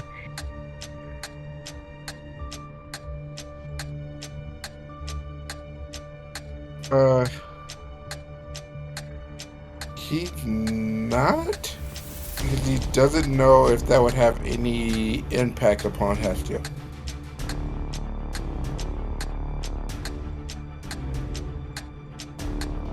At this point, I think she would have Even with taken the her turn, obviously. Yeah, even with the resounding follow-up of the pings still going off, sending 104 immediately behind it in response to that. What did they say? They're still saying shit. Do you want me to tell me? Yeah, they're still saying 104. No, there's usually Do you want me a to type in location. 104? The only reason there's 104s is because there's a location that's been dictated. What's the location? It scrolls back up to look to see if there's a location listed. While all this is going on, Maddie, listening to the back and forth,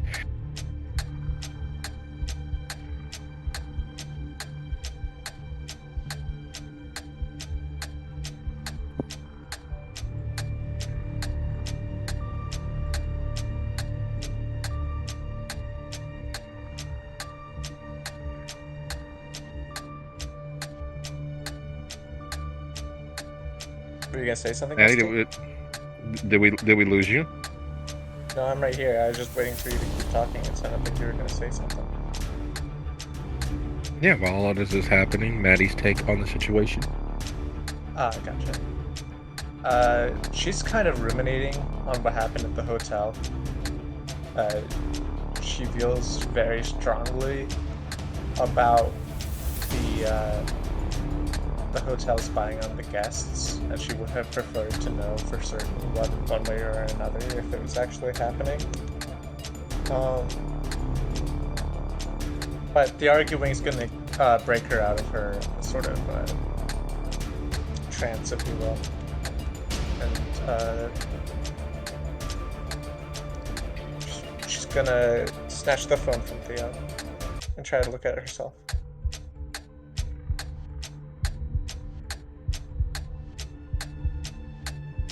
It begins with 6969 TIHSHO 119.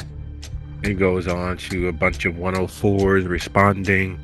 Then for the originating messenger gets some culture, followed by another slew of 104s. Get some culture? Kind of insulting.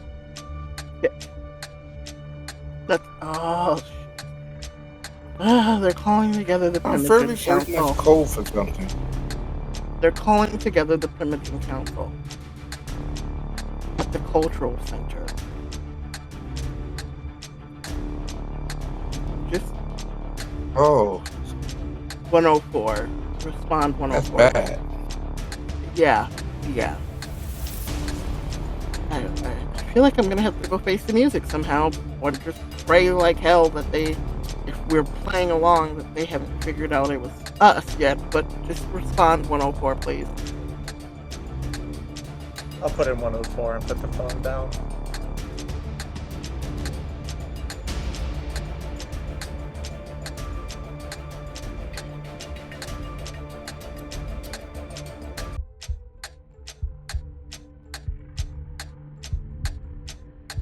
Rachel, how sure am I that if I go to this meeting that I am walking into my doom?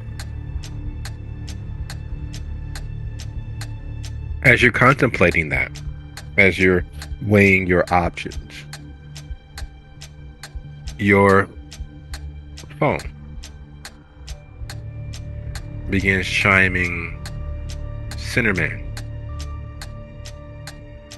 There's only one contact you have that rings through with volume and an actual ringtone, and that's Damian.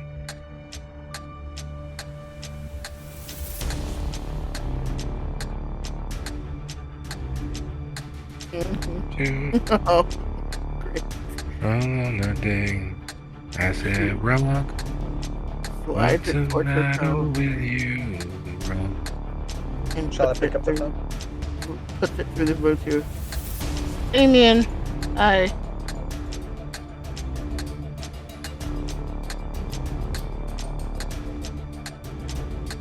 Someone knows. I'm not sure who or how, but someone knows what happened to, or what is purported to have happened to the Malkavian Primogen.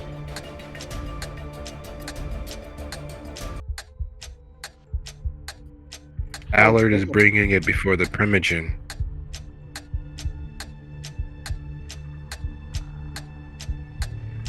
We need to get together and talk in person. There's not much time.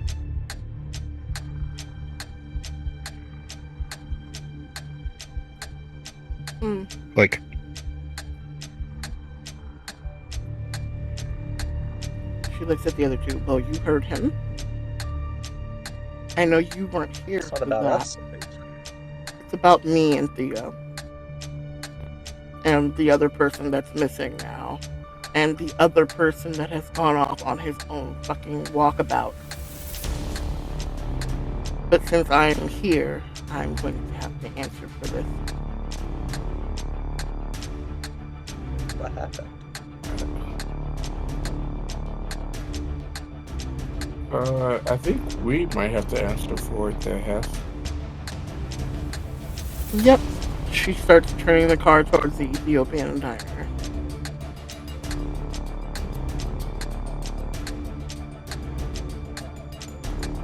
T, which is the actual name of the diner. It's about 2 blocks from the actual shelter.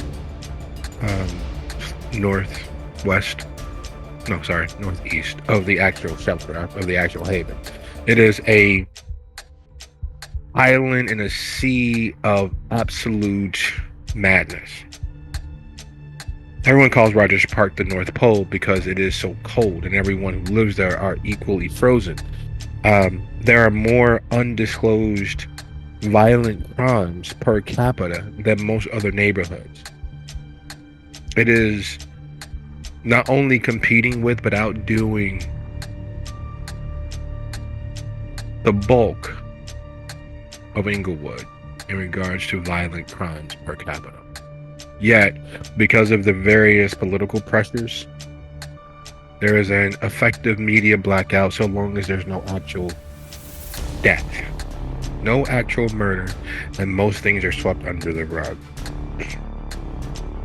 A private personal agreement between the police, the media, and several other coalitions operating inside the area, both above board and otherwise. In the middle of this madness is the Djibouti, which is a diner and a cafeteria of peace. It is a place to go that, well, as you all walk through the door, there is that usual calm for you, Hestia. There's a new feeling for you, Theo and Maddie. You having not been here before, the fact that you step across the threshold and all the problems in your existence disappear is an unsettling feeling. Most people have a certain level of pressure that they expect on a day-to-day, and a good day is a minor tweak in that pressure they put on themselves, overthinking how they're perceived, how the world treats them, how they perceive what the world gives them, and how they perceive how they're treated.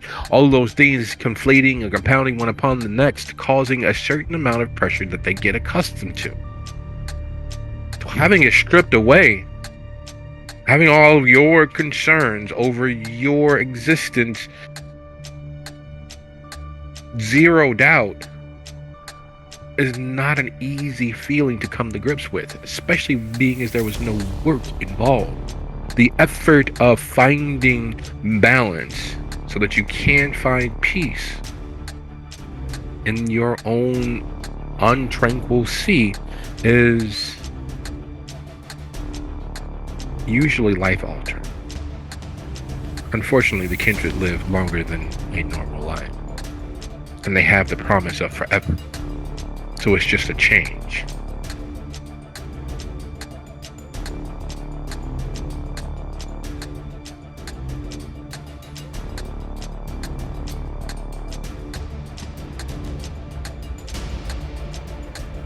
Theo raises an eyebrow. This is weird.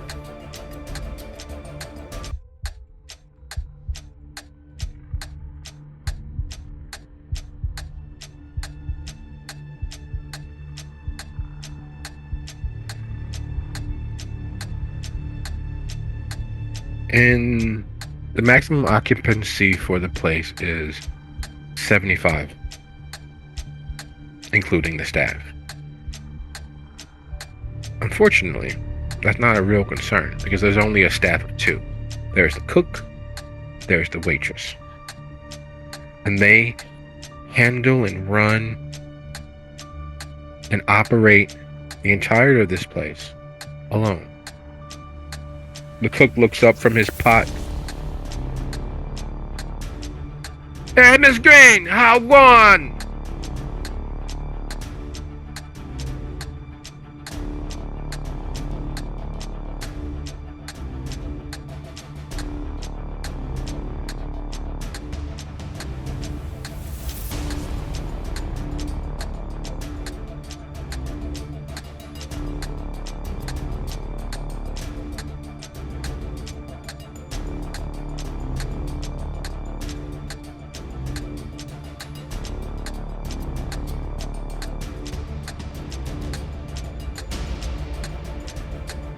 Did we lose you, Hesher?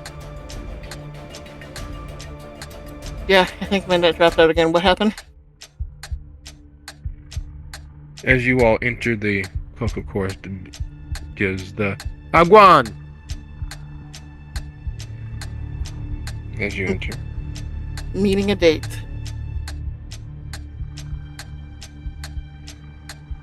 Welcome. Who's your friends?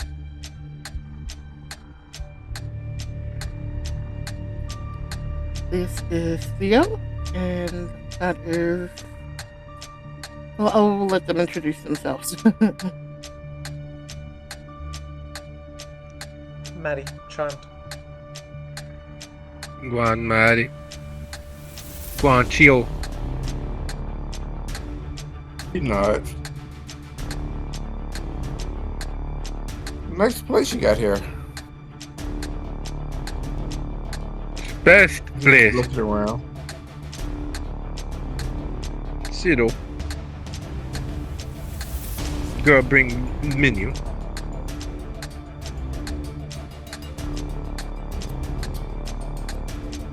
What kind of place is this again? Ethiopian cafe, diner, restaurant, night space, a entertainment center for some, a respite for others. I'll just have coffee, please. No coffee for you. It's too late. You need something restive, something peaceful. Gold milk curry. I'm not really hungry. You eat. You need meat on your bones. Sit, she'll bring. This is like she just kind of puts her hands on Maddie's shoulder and just gives it. Just trust them. They know what they're doing, and they know all about people like us. And she said, Uh-huh. Yeah, okay. I'll have that.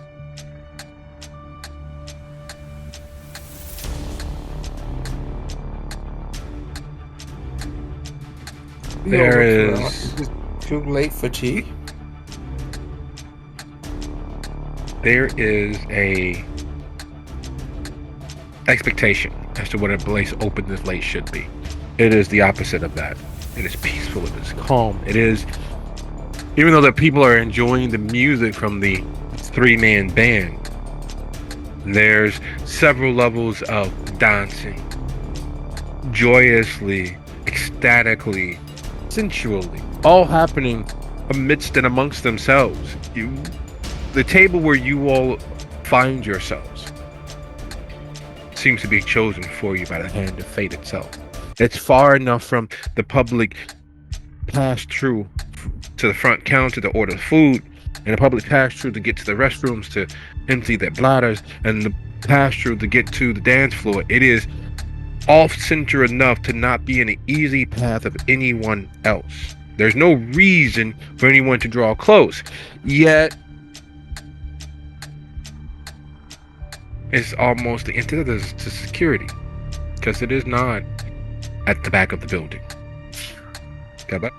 It is not off to the most far removed side of the building. It is closer to the front counter than most movies, books, and TV series would say for a skullduggerous meeting of characters drawn to the dark. But in its position, it gives you all the opportunity of sitting at various corners of the rounded table, getting a full view of the establishment, getting the full feel of the ambience. And as you all settle, if I remember correctly, there's usually a copper platter in the middle of the table, and you're supposed to offer a gift. You are. So Hess will tell the other two that. It doesn't have to be big, but it just has to be something that means something to you in some small manner that you're willingly part with, and it goes into the plate. So she checks her pockets, because usually she doesn't come prepared for this, but in her spell component bag, there's a clipping of something from her greenhouse, and she puts the vial with the clipping on the table in the platter.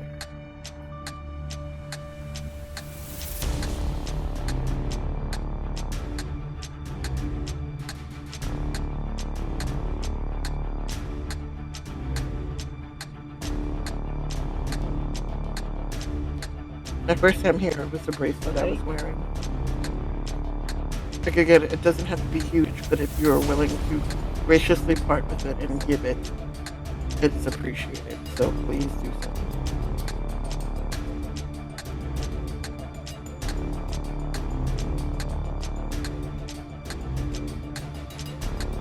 Looks and takes off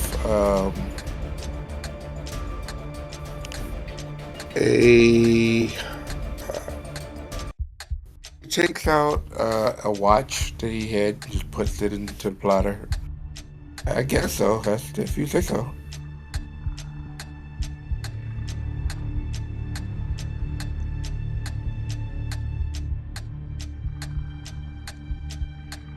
I'm not really sure what Maddie can give.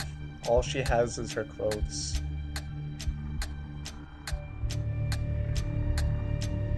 If you have words, there's napkins, and I can give you a pen. And if you would like to share some words, they would take those as well, because they mean something to you. So I can give you a pen, you can write down some words and put those in the tray. Alright, yeah, that works for me. Maddie is going to write down Janice will die. Put it in the tray.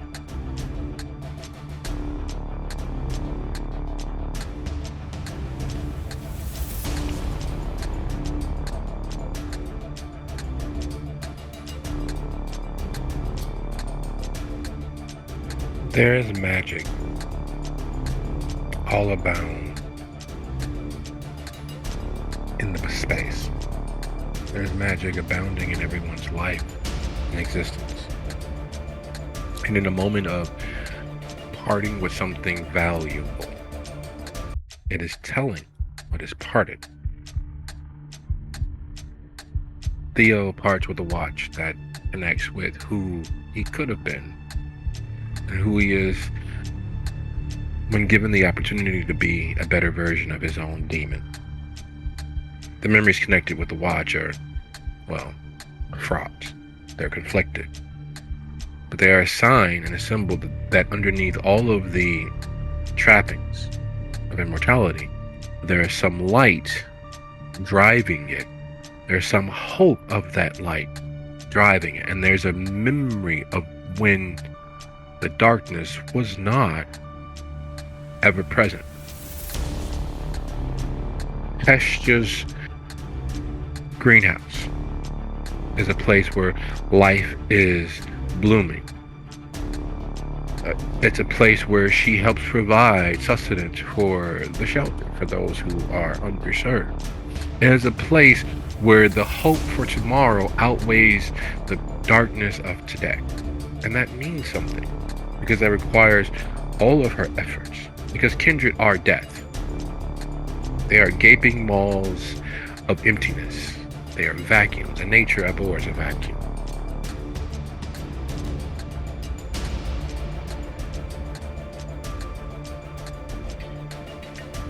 Of death The anger, the frustration holds very little positive value.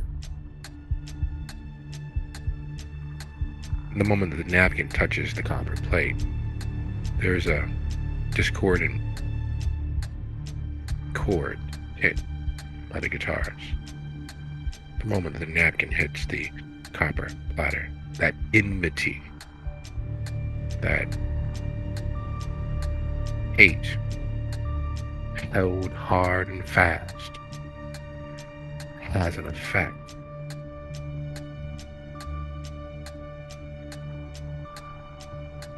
The world itself is dark, shades of gray at best, and getting darker by the moment for each and every kindred as they make their way through time. The value of hate is only in the suffocation and snuffing of the light. The waitress sits down your dishes in front of you. Eat up, you're gonna need your strength. She moves back through the space. The moment that she does, the moment she takes a few steps from the table, and there's only 3 of you, yet there are 4 individual platters set, and 1 platter of fufu sat there in the middle. Then Damian sits, as if the darkness dropped him off.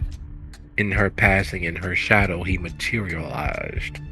And it is clear that unlike usual, seeing Damian is a brush with greatness. His aura, his presence is one of perpetual calm. It is being in the presence of your favorite rock star, your favorite musician, your favorite artist. There is a gloss and a shine to him that he brings everywhere he goes. Save here. It's as if his light is dimmed. Purpose, accident, who's to say? Because you can feel that difference. And instead of opening with the driving reason for why you all are here, he tucks into his dish and takes a huge spoonful and he lets it mellow on his tongue and absorb all of those flavors. Before finally raising his eyes to look towards each of you.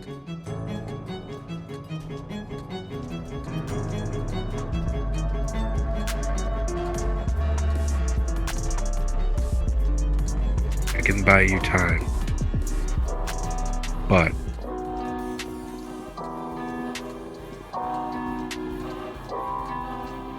you need to do so with the promise of you all either dying or successfully bringing a domain under the sway of the tower. And there's only 2 of those places, near enough where you can still hold property and domain here in the city. Naperville or Joliet.